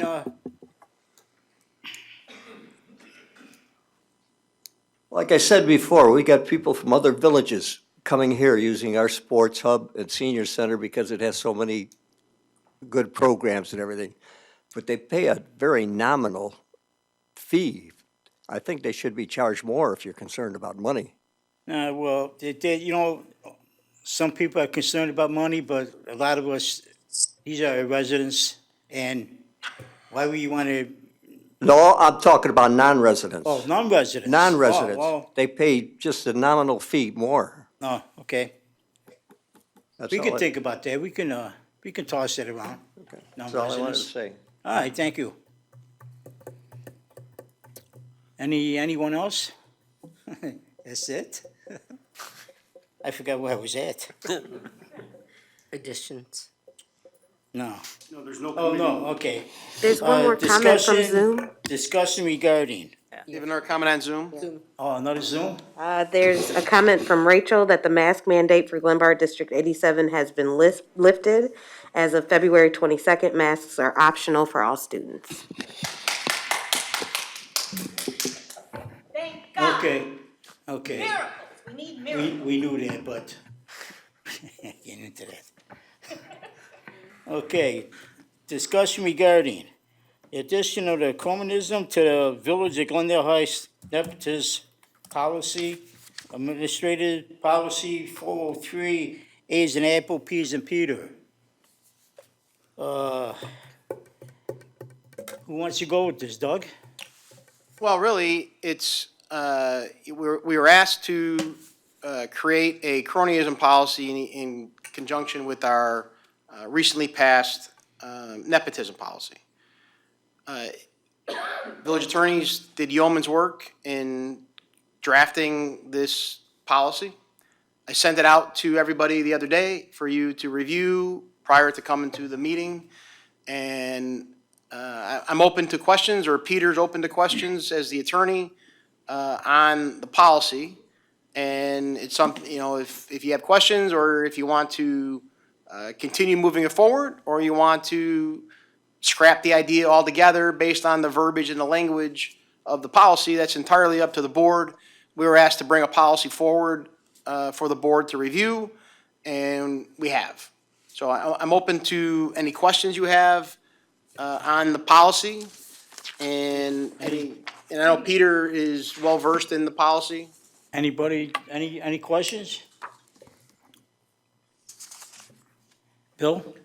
I'll move that to the board with a recommendation to concur. Second? Second it. Second by Mike. Roll call, discussion? Discussion. Okay, roll call. Trustee Schmidt? Yes. Trustee Siddiqui? Yes. Trustee Light? Yes. Trustee Meritato? Yes. Trustee Pojek? Yes. Mayor Coker? Abstain.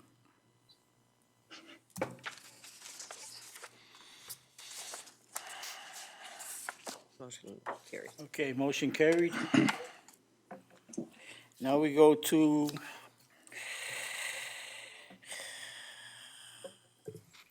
the golf carts. The golf carts, Jennifer? Okay, so I'm going to talk about golf cart purchases and kind of give you a little bit of background on how we've done golf cart purchases in the years, and we're at a situation where we can make a change to that, and it's actually going to save us some money in the future. So in your packet, I do have a spreadsheet, and I'm not going to read it to you, but you could look at it. So we have 75 golf carts at the golf course. We split them into two years, 5 years, blocks, there you go. So we have 18 models and 2008 models, so that we switch them out every 5 years, half the fleet. We're at the point where half the fleet is 5 years old and half the fleet is 10 years old. So we would be taking the 10-year-old fleets, turning those in, starting a new lease, so we're always paying for golf carts. The carts that are 5 years old, we have to replace the batteries. Each golf cart has 6 batteries in it, like your car battery. Those only last 5 years. So not only are we replacing batteries for half the fleet, we are replacing half the fleet as well as starting over. That's how we did things. Those were with lead acid batteries. Those are the batteries in your car. The golf cart manufacturers have stopped making lead acid battery golf carts and have gone to lithium battery golf carts. These are like cell phone batteries. They get charged, they use less energy, make the cart lighter itself, so it's less damage on the turf on the golf course. They are more expensive, but in the long run, they are gonna last us more than 5 years, and we're hoping that they are gonna last us 10 years. These carts have only been out since 2017, and the evidence and from the manufacturer have said that they should last us 10 years because we are in a seasonal climate. We're not in Florida where the carts are running 365. We're a 9-month facility. So I'd like your to consider us, rather than doing our half and half like we have been doing, is to actually replace all of the golf carts coming up in the new fiscal year. This is putting the cart before the horse again because of COVID. We need a year for them to make the carts. So we need a decision probably at the next board meeting so that we can order the carts and get them next February of 2023, so we can have the carts ready when we open the golf course March of 2023. By going with the lithium batteries and doing the 6-year lease, and then we own them after the 6 years, but we should be able to run them for 10. There will be no costs on the lease for the last 4 years, and that would take us up to fiscal year 2032, which sounds a long way away. Anyone have any questions? Okay, Well, I'm sorry. Go ahead.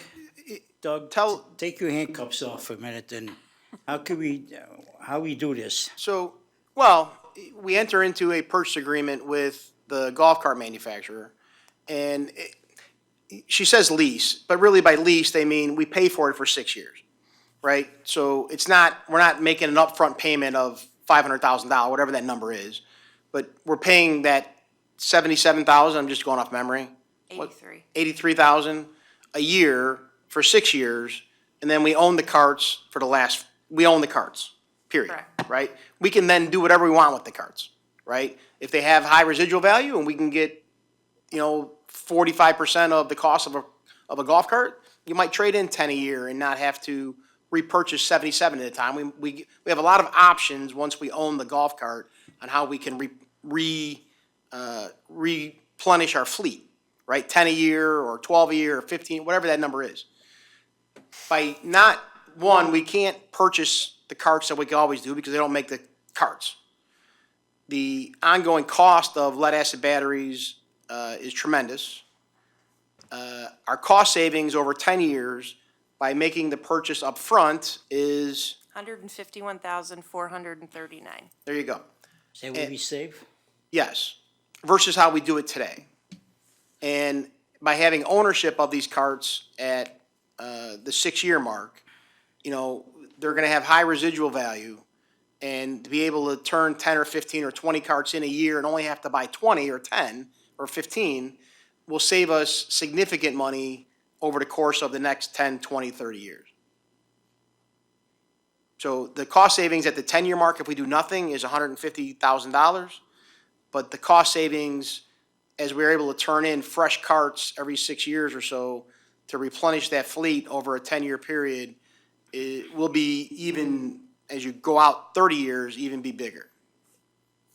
Okay, so what do the batteries, Lithium, okay, how long do they last? I mean, could they're they, saying 10 years. 10 years? So what's the batteries now, the regular battery we put in the 6 or 7 to a 5. card? 5. 5? And then how much a piece? $140 a piece, and each cart needs 6. So what we're looking for today is, and we can bring it back next meeting if the board wants to talk and consider it, is guidance to put into the budget for May, that number, 83,000, so that we can get the carts ordered, because they're not going to be delivered till February of '23. Okay. Any questions? Bill? Is there any difference in cost of disposal of the batteries? When we trade the carts in, the company takes everything. We Okay. don't dispose of the batteries. The carts go on the trailer and they resell them or do whatever they do with them. Okay, but if you're dealing with lithium batteries and you need to change out the battery after, say, 8 years, is there a disposal cost of the lithium battery? I do not know. I will ask. Okay, is there any other questions? So you're just looking for direction? What is you're looking for direction, right? We're looking for direction to give us the permission to make this order so that we can put that number into our budget and have it in our budget for May 1 for your approval. Because we have to order these now to get them for February of '23. If we wait till May 1, We'll never have the golf carts in time for the next golf season. Okay, so can we do a roll call? So you're actually Uh, gonna I have a place quick- the order? I'm We sorry. have to place the order by mid-March. So then you'll come back with the contract, or you won't come back with the contract? We'll come back with a contract. So yeah, they're just looking for direction to come back with the contract for you to approve at a later date. Mohammed? Yeah, I just want to say that can we table it till the next board meeting? Because I know Chester is not feeling well. He left, and Mary Schroeder is also not here. So it's not fair if we decide anything without their Yeah, absence. that's So- fine.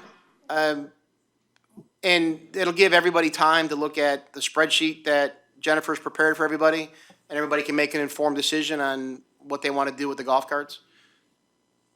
Correct. Yeah, we could do that, I guess, I mean, That's fine. yeah, we could. We'll put it back on next meeting. Okay. They won't hurt us in any way, right? No, as long as we Okay. need, mid-March is that's why we're bringing it so early. It's mid-March, so we need to get everything done by. Okay, sounds good. Okay, let's see what we got. Continued discussion, community development staffing. Doug? This is on the agenda, it was directed to be on the agenda, but since the last board meeting, the mayor has granted approval to fill the office tech position. That was last Wednesday. So we have advertised for the office tech, and we have also advertised previously for the planning, the economic development and zoning and economic development planner. So those are moving forward. Mike? How is the search going for those positions right now? We have a good amount for the planner position. We have not had as many for the office tech as I had hoped for, but we got a couple today, so we're hoping that we have hopefully some more that we can then set up the interviews. So I'm hoping to interview week after next.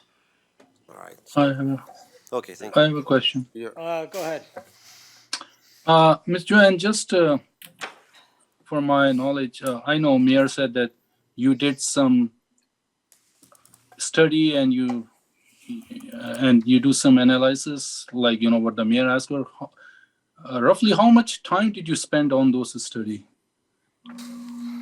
Well, actually, I had assistance from, my secretary did the survey of other communities. So she spent time on it. I'm not sure exactly how much time she spent on the survey, gathering that data, but I probably 35, 40 hours with the different memos. Oh, okay. Yeah, about, So, I'm sorry, how many, it was over I just want to make sure so it started in October and then we got the permission last week, but I spent about 35, 40 hours preparing that information. so a week of work, basically. A week of work you Yes. spend on this. Yes. All right, thank you. That's a lot of hours you put. Thank you very much for that.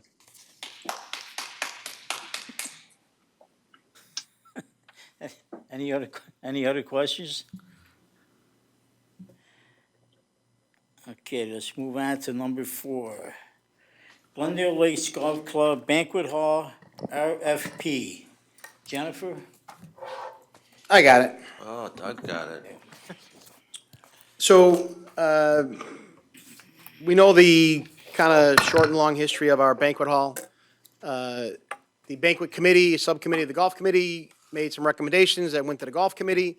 Golf committee then made recommendations that we are putting into an RFP, right? That's the Reader's Digest version. I've emailed and sent everybody the RFP the other day for you to review. I just want to highlight some things, and there's a couple things in here we have to talk about to get some feedback on. But I just want to highlight a couple of the main parts of the RFP for the public so that the public knows kind of what's in it, just the highlights, high-level overview here. It's a 5-year contract with a 5-year renewal. That's what we're looking to do. We want somebody long-term, but we want to have an out if things don't work out after 5 years. So it's a 5-year contract with a 5-year renewal. We're looking for a vendor that can come in and offer us a economic package, not just in banquets, but also in what can you do to help us replenish the banquet hall? What can you do to help us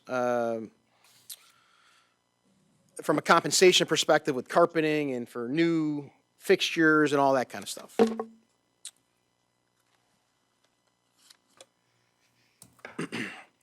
We're on a fast track. We want this kind of in place by May, right? With our new budget and everything else, we want this kind of in place as quickly as possible. So we're looking for a release date of our RFP, February 24th. Meetings early part of March. We're going to allow site visitations from prospective vendors to look at the equipment, look at the space, see what they need to do. Questions and answers, first week of March. We're looking for due date proposals from the vendors, March 18th. Interviews with the committee, March 28th, the week of, and then we're looking at board approval in April so that we can get this contract awarded by May, right? So we're on a fast track. We're on a tight time schedule. We'd really like to stick to this time schedule so that we can get this moving. So the evaluation process. Part of every RFP is an evaluation process. Most of the time, it's handled by Darcy and engineering firms and other people that are part of the RFP process on a day-to-day basis. In this case, since this is a village-owned piece of property, it is there needs to be a committee or a selection team, if you will, that selects from the criteria that we have. Evaluation factors: completeness of proposal, 20%, experience is 25%, total cost and incentives back to the village is 40%, personal qualifications of staff assigned to the project, 15%. So there needs to be a committee made up that grades this and looks through all the proposals and does what's in the best interest of the village. That's not just Darcy and I making a decision. This is a board decision. This is a village decision. It's a village piece of property. It's an asset of the village. And the board really needs to be part of making that decision process. So there needs to be a selection team. We're looking for, I won't go into the whole scope of work. It's there for anybody who wants to read it. One of the most important parts, though, from our community and what came out of the Banquet Committee and the Golf Committee, and really, I think, opened my eyes with the diversity of our community and the multicultural community that we have, is allowing outside catering to come in and for certain cultural foods and ethnic groups, to allow a rental space of our banquet hall, but allow another restaurant caterer who specializes in ethnic food to allow that catered food in. So outside catering is one of the requirements of any vendor that comes in, allowing the outside catering, for any vendor that comes in to bid on this proposal. So that's kind of really kind of a high-level overview of the high points. There's a lot that goes into some of the assessments of kitchen equipment. I won't bore the public with that. But we're going to have negotiations with any vendor that is selected on plateware, silverware, the carpeting, the walls, the paint, pieces of equipment in the kitchen that need to be repaired. There'll be a whole lot of negotiation process with any vendor that comes in. So, but probably the most important thing to come out of this is the board needs to really come up with who do you want to be on a committee and how do you want to select a committee, right? So, well, I would recommend, Pat chaired the golf committee. The mayor is the mayor. I would recommend Pat and the mayor be on a committee. Darcy is the purchasing agent. Darcy has to be on this committee. Everything goes through Darcy. The rest, I would kind of. I have somebody I want to put on. He's a resident and he's on the golf course committee, Ed. Yeah, and Jennifer needs to I'd be like on to it. put, and I'd like to put Jennifer on Yeah, it. Jennifer, So- Jennifer needs to be on it. It's her golf course. It'd be Jennifer, Mayor, the mayor, myself, Ed. Ed, and Darcy. So, I mean, this is a board, this is not a mine issue. This is, or my, I don't have any control over your committee. It's the board's decision to make a committee to look Selection at this committee, proposal. a choice of having selection committee and choosing is belongs to mayor, It does not belong to trustee or it does not belong to Mr. Flint. Ma'am, we have rules, we have to go by the rules. And I will talk with Mr. Flint and all other people, as we have done in the previous, yes. We So- will do the best for our residents, yes. Pat, what are we doing? So okay, Yes. so you don't, Mr. Pete, Yes. what's your opinion, selection committee? Well, traditionally, the committees have been selected by the board in the village, put together by the board. I Traditionally. have, if this committee, But it is within your purview. right, but this committee, if we have this committee, there's no trustees on it.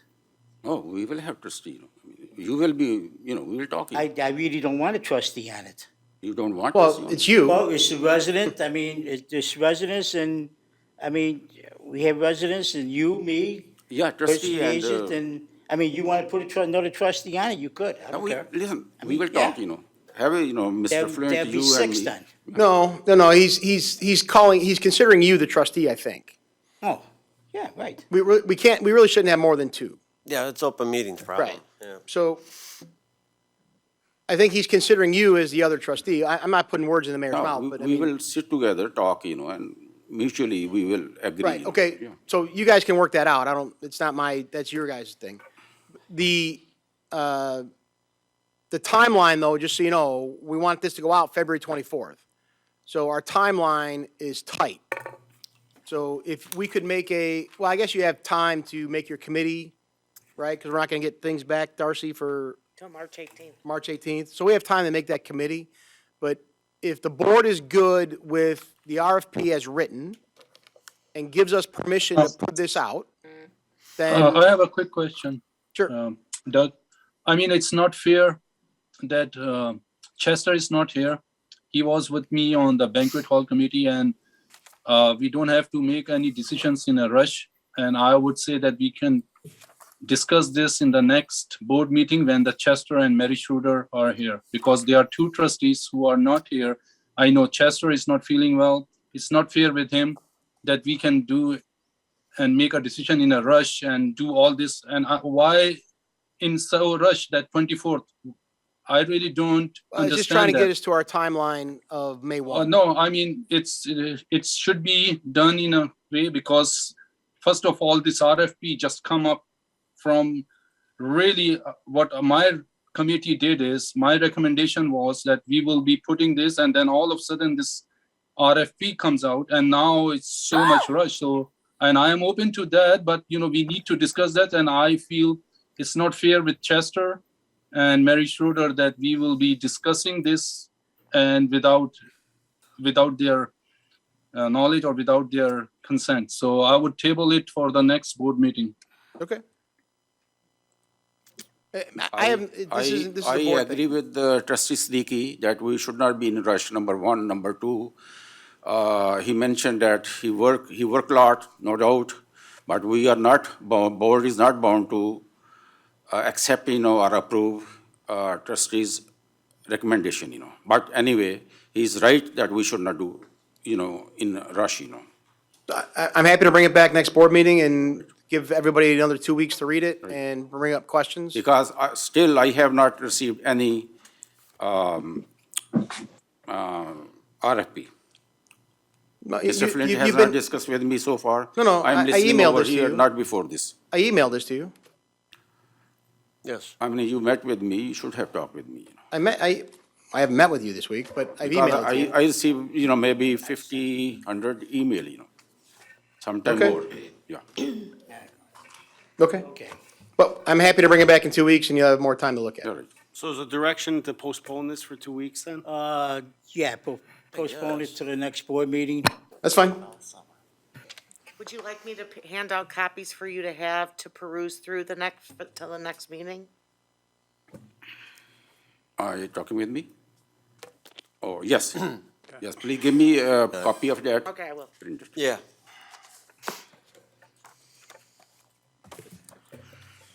Okay, where am I? You're going to be doing social media. Here's the list.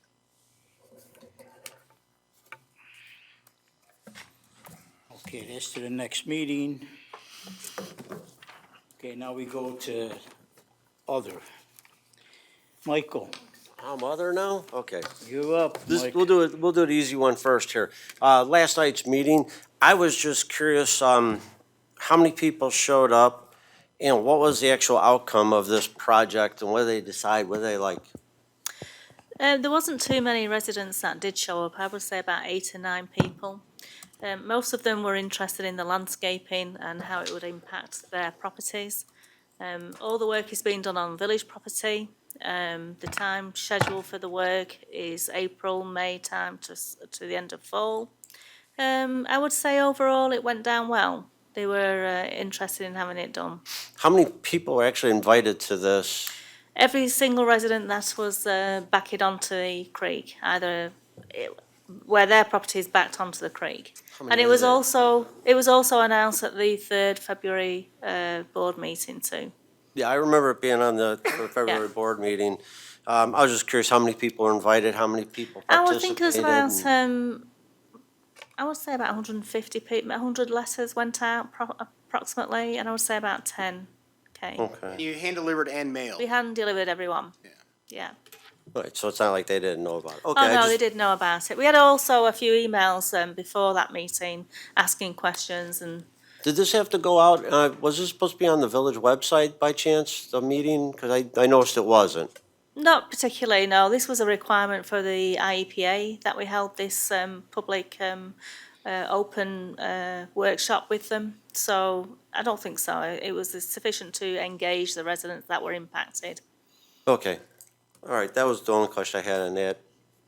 And then the other one I had was social media. It's definitely the devil's work, no doubt about it. A lot of questions come up with social media and a lot of things happen, and I see a lot of not so true statements, and I see a lot of true statements. I do see that a lot too. But there are a couple of them that I just wanted to address. One of them, it was kind of, it was something that I guess it needs to come out.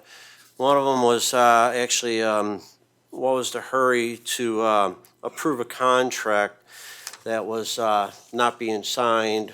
Would any board member like to answer this question? I read all your posts, but I'm not going to name you. But what I wanted to do is I wanted to kind of clarify some of the stuff that took place with this. So I put together a timeline so that everybody can kind of understand of what took place. It's a little long, but I'll read as quick as possible. Early June, the mayor, Mike Marin, and Keith Knauts met to discuss cricket expectations. The mayor wanted to cancel the contract immediately. August 19th, the mayor, Mike Marin, Keith Knauts, and Joanne Couchbrenner met with Sadeep Mehta, I'm going to butcher his name, I'm sorry about that. Met with him on the 19th. October, the mayor, Mike Marin, and Keith Knauts worked on an RFP outline. 10/28/21, Keith Knauts and Darcy worked on an RFP. October 28th to November 15th, staff has multiple meetings to discuss the RFP. And November 10th, 2021, termination letter was sent to Sohail Bari terminating American Cricket Conference agreement. Then again, on November 15th, 5 days later, the mayor, Keith, and Doug met to discuss RFP with Aaliyah. Mayor Secretary was also present and took meeting minutes. On November 15th, special board meeting goes ahead to put RFP out for the cricket field rentals. So we were going to put it out on November 15th. Well, that was when we discussed it. November 16th, a day later, approximately 5:30 p.m., Mayor Coker called Doug Flint to the office and advised him that the contract with Sadeep Mehta, he asked Doug if he wanted to be a part of the contract. Doug advised the Mayor Coker it was unethical, and the RFP process was in place, and the ad was going to the paper tomorrow. Doug wanted no part of the agreement. Mayor Coker said he understood, and Doug left the office. On November 16th, approximately 5:45 p.m., Mayor Coker calls Keith Knautz into his office and meets with Mayor Coker and Sadeep Mehta. Mayor Coker asked Keith for a cricket contract with Mehta. Also asked Keith to accept $30,000 check from Mehta. Director Keith Knautz refused both requests and leaves the office. On November 17th, one day later, Mayor Coker calls Keith Knautz into his office, asks him to sign the back page of a document. Keith says no and left the office. November 17th, Mayor Coker enters the contract with Sadeep Mehta, signs the contract himself, and Aaliyah's secretary turns over $30,000 in checks to our finance department. On November 19th, the board meeting, that's when the fireworks started. That's when we realized that, yeah, and then on December 8th, Mr. Mehta writes an email to the mayor and board increasing his offer to $39,000, an additional $10,000 in possible tournament revenue. That was kind of like the entire timeline.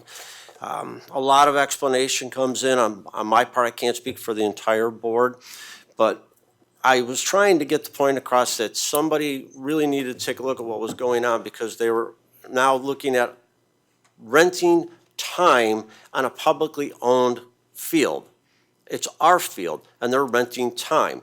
And why is somebody throwing so much money at something like this so aggressively? I don't know. I know in a proposal that I was given from this particular person, I had seen grandstands, I had seen concessions, and I had seen all sorts of stuff in this proposal that it's a publicly owned field. So I just wanted to make sure that everybody knew and understood the timeline, that this was meant to go to RFP. And Kim, I love your post. You're very entertaining. I got to give you that. I wanted to leave, I had so many questions with all of this stuff. What was another one I wanted to get? Mike, can I add something? Oh, go ahead, Bill. Okay, on November 16th at 7 p.m., a Parks and Rec committee met, at which time the contract RFP was discussed. On the 16th? On the Okay, that's 16th, not on mine, yes. sorry.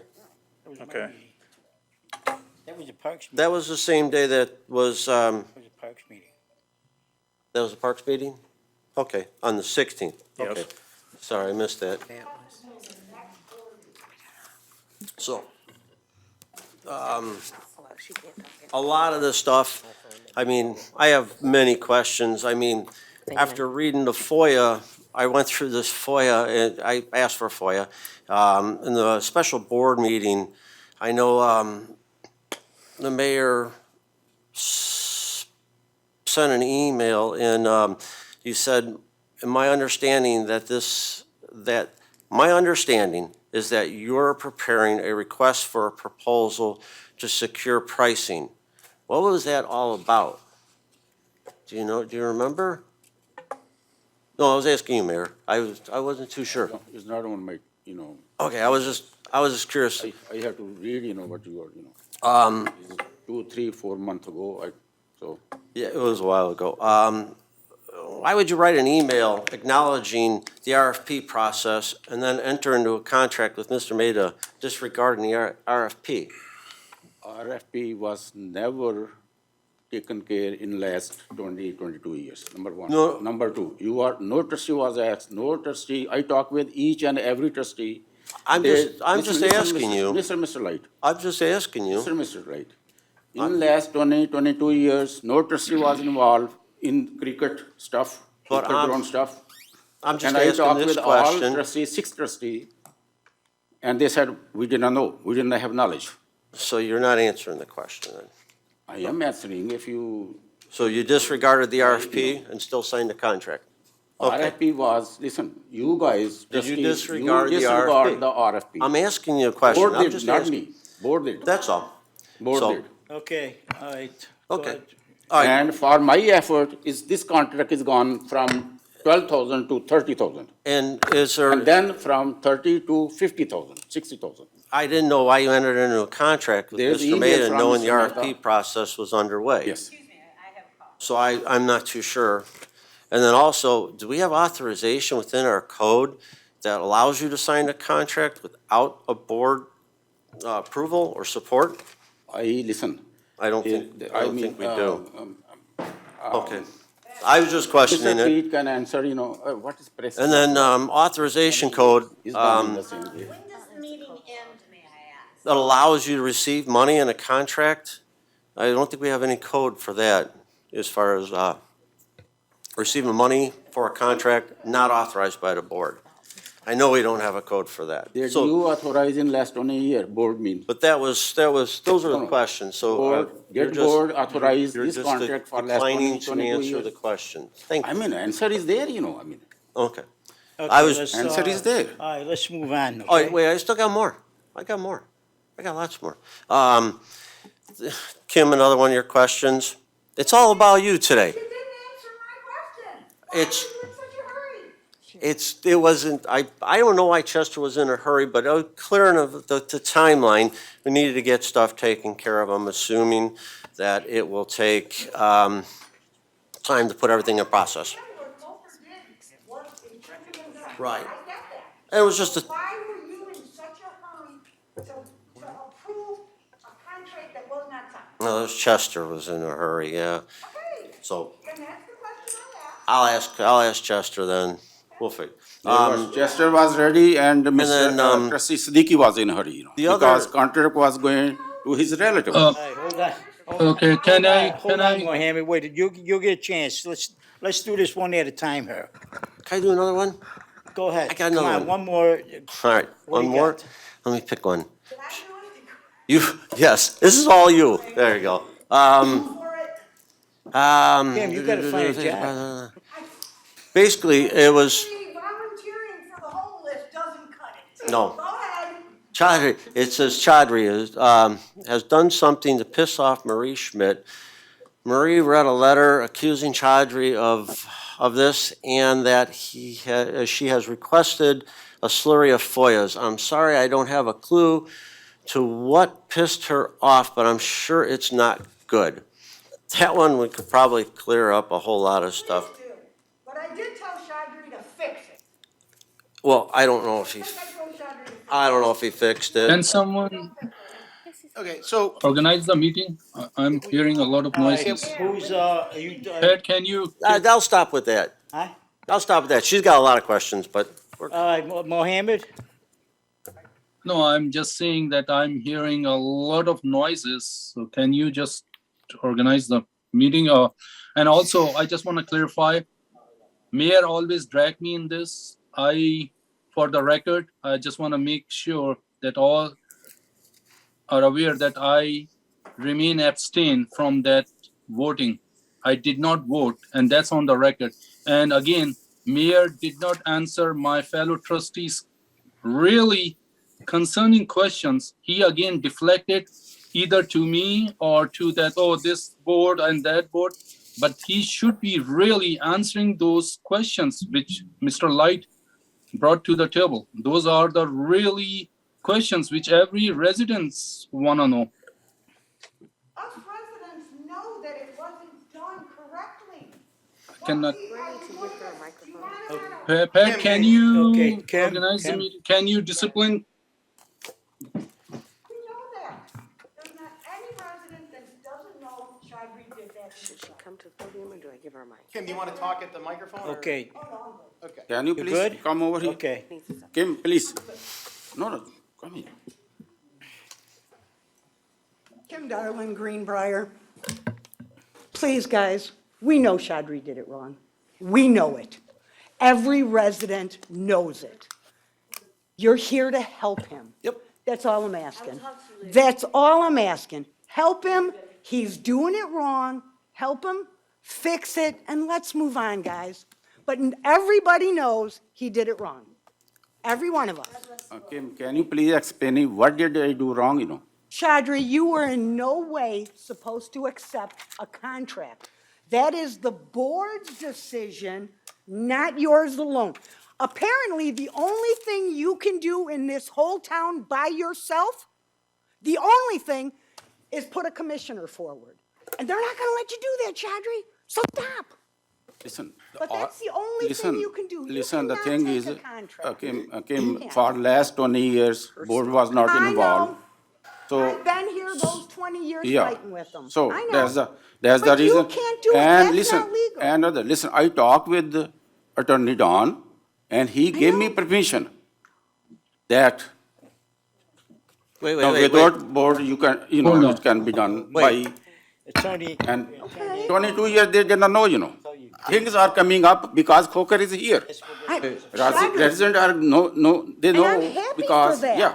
I'm happy that you Yeah. brought this to Yeah. our attention. Yeah. But it's these board members that get to do that. Yeah. It's not you, I'm sorry. Yeah. It's just not. You bring it to us, you let us know what this board has done for 20 years that they shouldn't have been doing, Right. and then we take it from there, but it's their job. RFP was ready, board did not accept it. I know. So, Chaudry, they're not giving you nothing. Stop trying. If I could Stop just trying. correct that, our office never gave approval for that contract to be signed. Correct? I just have to, There you I have go. to correct that, we Right. never gave. Not have authoriz- approval. Never. We know that. But he just said he had approval. Oh, yeah, but I talked with Attorney Don. no, he had no approval to do that. We Yeah. know that as a resident. We're well aware of that. My concern was why Chester was in such a hurry to have a contract approved that wasn't signed. Let's be realistic. Businesses do not approve contracts that are not signed. But our village does. That's all I asked. And whatever Marie's problem was, unfortunately, I didn't hear the whole problem. But Chaudry, I told you to fix it. I am going to fix, That's yes, I am. official. Yes. You got to fix it. Yes, I I am, would- I am going to fix it. Kim, That's good. you always know where my office is. I know. You know you can call me I and know, ask me, but and I you have didn't not know done what that. the problem was, and I Well, didn't want to but get into it. rather than doing social media, please call me. I think social media got the point across. Oh, it because- didn't to me. Well, I'll call you tomorrow, Marie. Yeah. I will not be here, but try. Then you call me. Okay, There we leave me a go. message. it- We're set. it's a deal. Anybody else? Okay, let's move on to, Mohammed. Thank you. Update. Glen Ellen Road. I think a week ago, or maybe 2 weeks ago, there was a tragic accident, and a poor soul lost her life.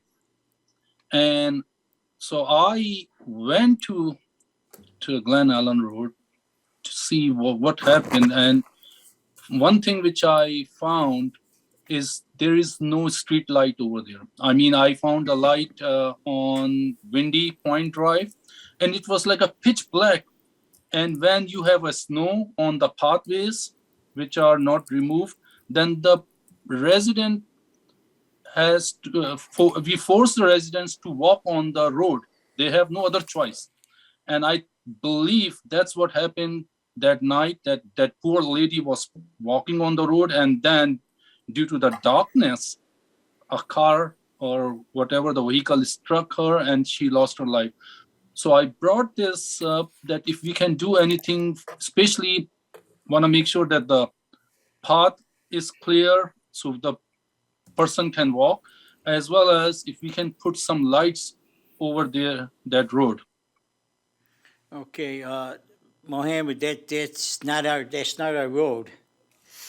Okay, That's the but Dupage, that belongs to what, Dupage County, right? Yeah. Dupage County route.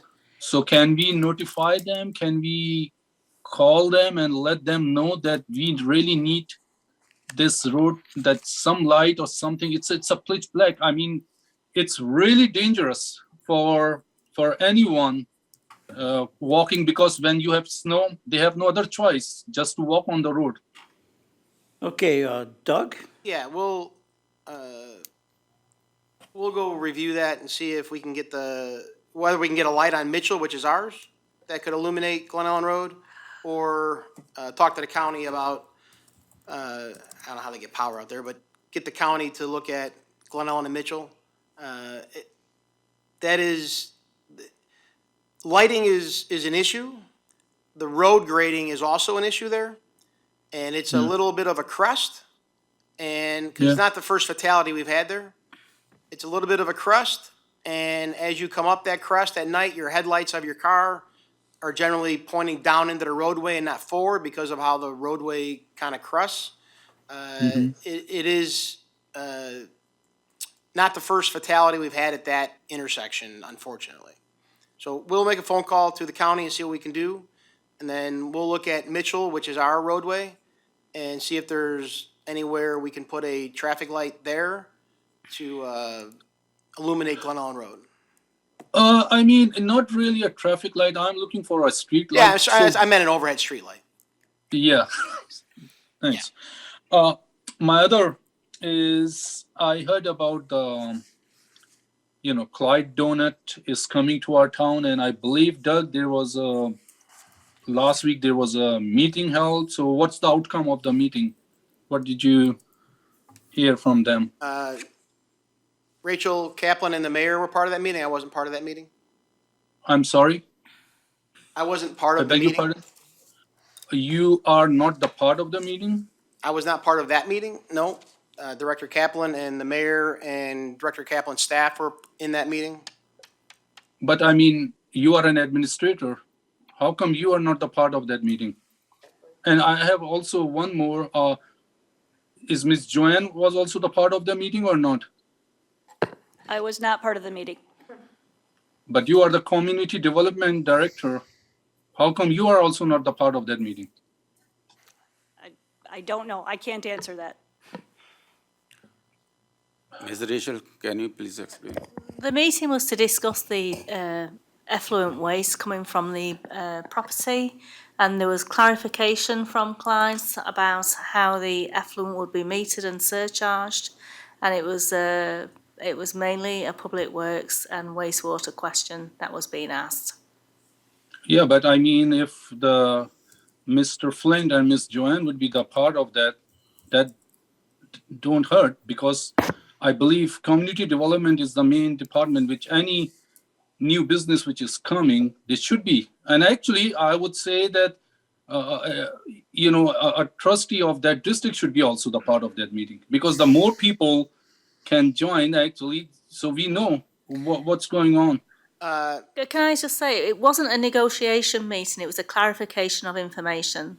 That's all the meeting was. So, and not that Mayor or Rachel knew, but Trustee Pojak was actually going to attend that meeting, but he fell ill and wasn't able to go to the meeting.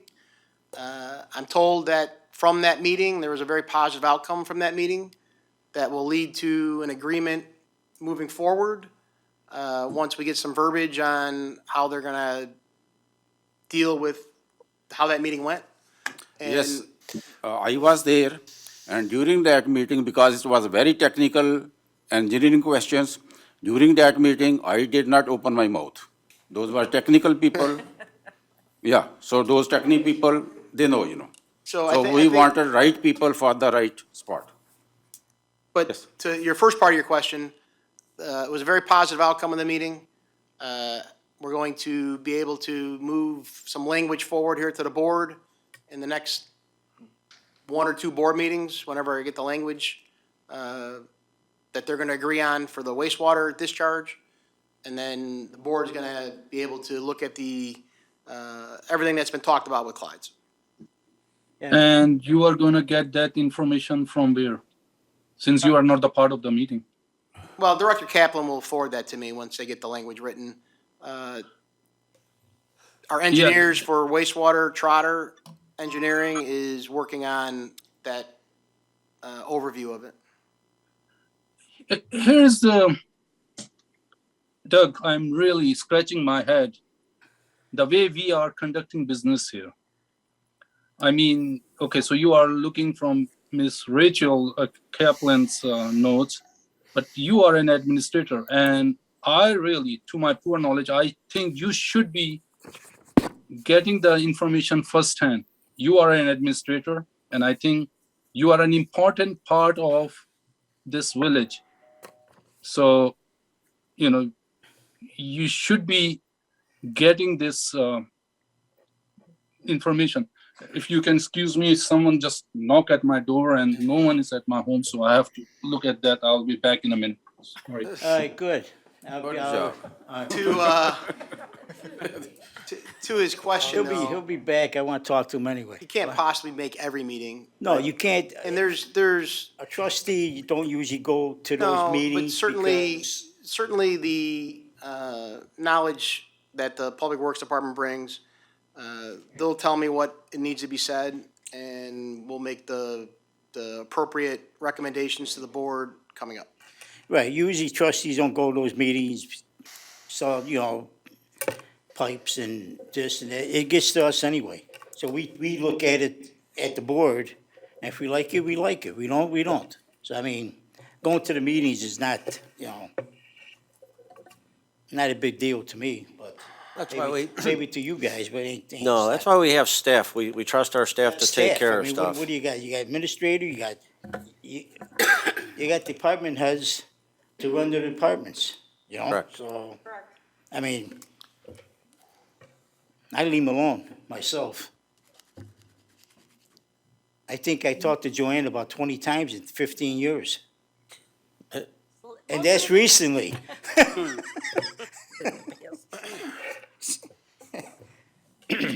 Okay, is he coming back or? We got FOIA requests left. Okay, you know what? So let's go to Bill and we'll come back to him. Okay, I was thinking back to the past couple board meetings and the requests people have asked for FOIAs, for this, that, you know, stand up at the podium and ask for FOIAs. I'd like to have the staff look into the possibility of requiring FOIA requests to be put in writing. I believe as a home rule municipality, we have that right to ask people to say, okay, I want this information and it's for this purpose. This is a commercial request. This is a personal request. And see if the attorneys and staff can come up with something that would work so it doesn't infringe on the public's right to know, but at the same time, it kind of organizes things. Excuse me, you cannot ask why they are asking it. Commercial and private are things we do ask. People are always not completely honest about it. And under the new FOIA rulings, you can request, we could put a policy in place that says we will not accept verbal, that it would have to be in writing. That is perfectly legal under FOIA now. It's been, and okay. it's a statute, home rule or non-home rule. Right. We do not need to accept verbal requests if we don't want to. But we do have to have a policy in place for it, according to what I read yesterday. So historically, we've just taken them because it's the right thing to do sometimes for residents and just an easier way of taking FOIA requests and getting information to people. I'm happy to work with Peter and develop a policy on making all FOIA requests in writing. There are some there's some legacy language in the FOIA law that requires us to have certain documents on file. Which we are in compliance with. Available upon Yes, request. we got, so there's some things that it's got some legacy language in there that we need to address. Referring people to our website, you know, some of the language says must produce. Not anymore. I did take my FOIA training yesterday, and if you have it on your website, You have to direct them to the website, but that's it. We do not have to provide anything that is on our website. Just so you know, we have, and this has created a lot of, I don't know that all the trustees know, but we had I call him the body cam man who came in, Peter knows what I'm talking about, and he came in with a very, very lengthy man-hour. I mean, it was just this massive FOIA, and nothing had any rhyme or reason. And he said it was for personal use. And I do believe that this person is using it for commercial purpose.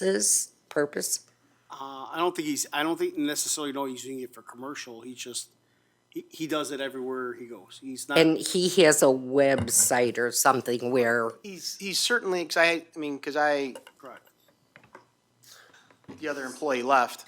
I dealt with the gentleman in our lobby for a while.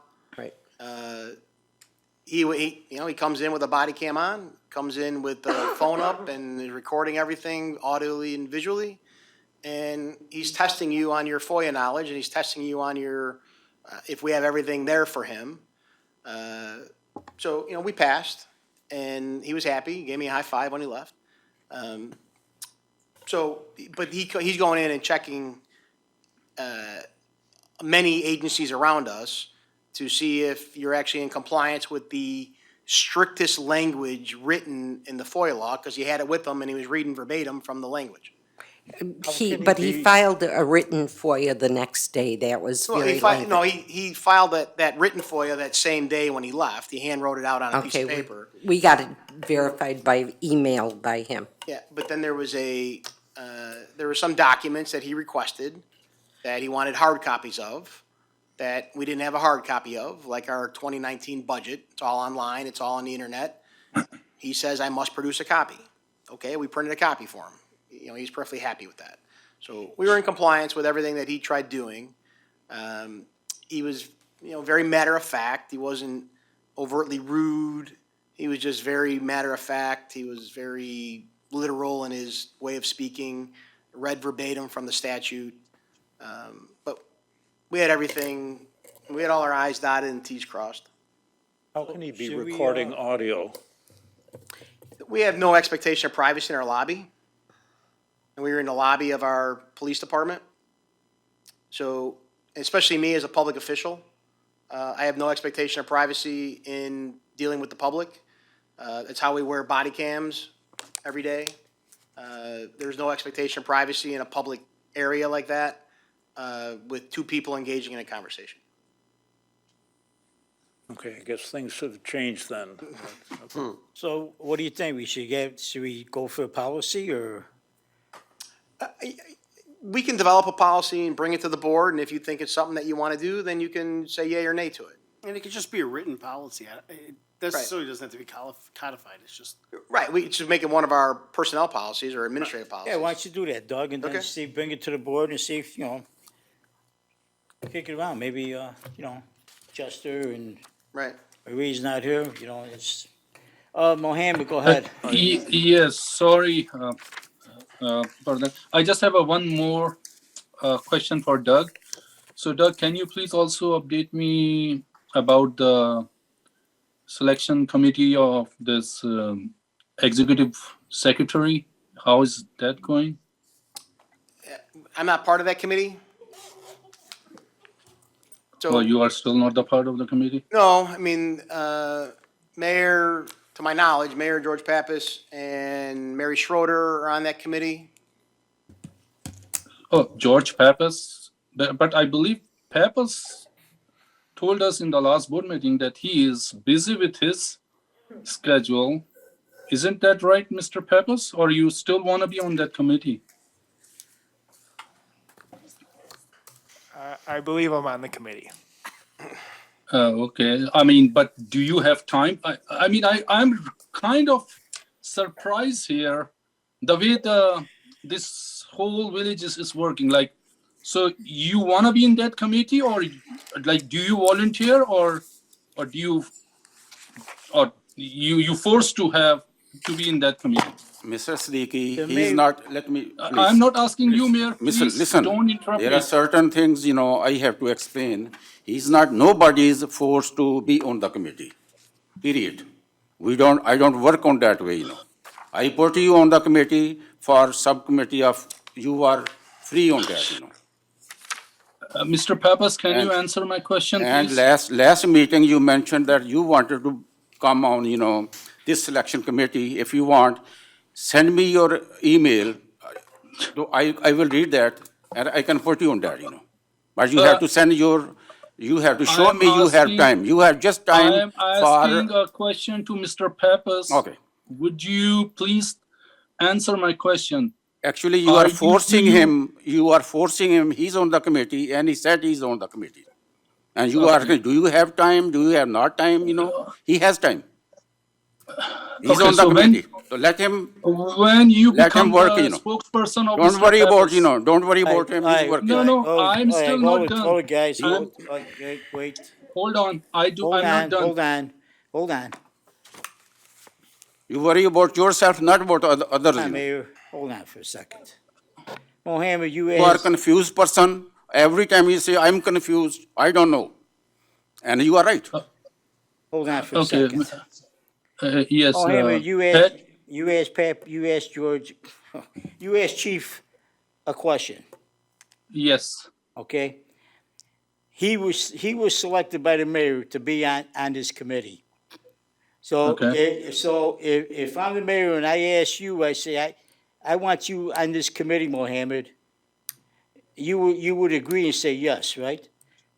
I mean, okay, I agree. Okay, I will no, leave that. I'm just word there. saying, he created this committee. Yeah, If- okay. If George didn't want to be on it, George would probably say, I'm busy, I don't want to be on this committee. Okay, I mean, because these what I guys can speak understood, for themselves.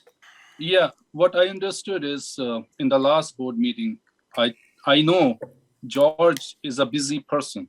He's a chief police. He has nothing to do with selecting a secretary. And my other Right, question exactly, is, right, you're right, I'm Yeah, not disagreeing and- with and- you. yeah, and my other question is why Nicole Lewis is still not on the committee?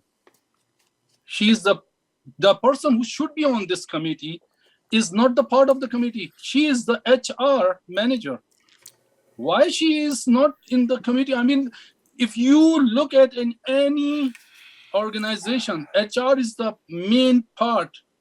HR is the main person who would be in that selection, not the police chief. Police chief has nothing to do with this committee. I mean, that's why when mayor said that I'm a confused person, yes, I am confused, especially when I'm attending this board meeting, I really get confused with all the things which are going on.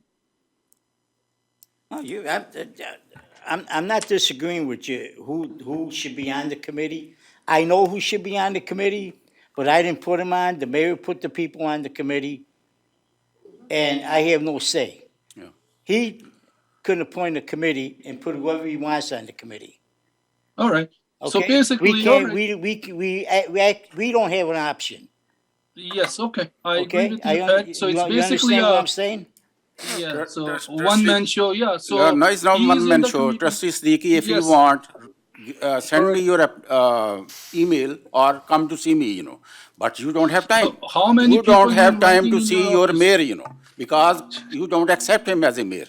You say he's a titular head, he has no power, and I have written proof from your text, It's not Power, laughing. I have written it's, proof. it's, you are not answering my question. I'm I just answer you, asking a very Because- reasonable question. Why Miss Lewis and the administrator who fire is not the part of the committee? I mean, like, I'm really speechless when I see that administrator, Mr. Flint, is not the part of the committee. Miss Lewis, who is the HR manager, is not the part of the committee. And then you are asking me, well, I sent you an email to be part of the. No, I don't want to be a part of this. I committee. don't want to keep you on that committee. I have no experience in hiring I know that. secretaries. Sorry, That's the reason. I excuse myself. I do not have the knowledge of how to hire people. the person who should be in this committee are Mr. Flint and Miss Lewis. Yeah. These are the two main people. Okay, But, okay. you know, I leave it as Pat said that we have no say. Again, you know, We can't, we do. can't appoint the committee. If the mayor wants to put Joe Smith on the committee, he could do it. We have no say. Okay. And Yeah, again, so- we may not like who's on the committee.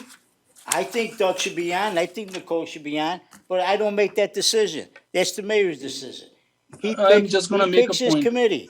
That's who he right. wants, that's what we'll go with. All right, I mean, because it's his decision. Pat, you have a couple- Because the only reason I asked is in the last Ask and board answer. meeting, I think he was saying that, oh, yes, Mr. Flint, I discussed this with you, or Miss Lewis, you are also part. So I thought maybe now, you know, they are part of the committee, and that's why I just need to know the status. But I don't know that he is still considering just 3 people. All right, as you said, Pat, since, you know, it's a one-man show, so whatever. Okay, that's All fine right. with me. Thank you, Mohammed. Thank you. No, thank you.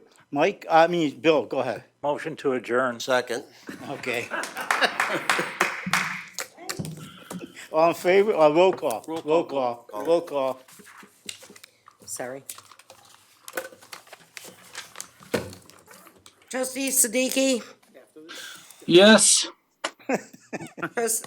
Trustee Light? Trustee Light? Yes.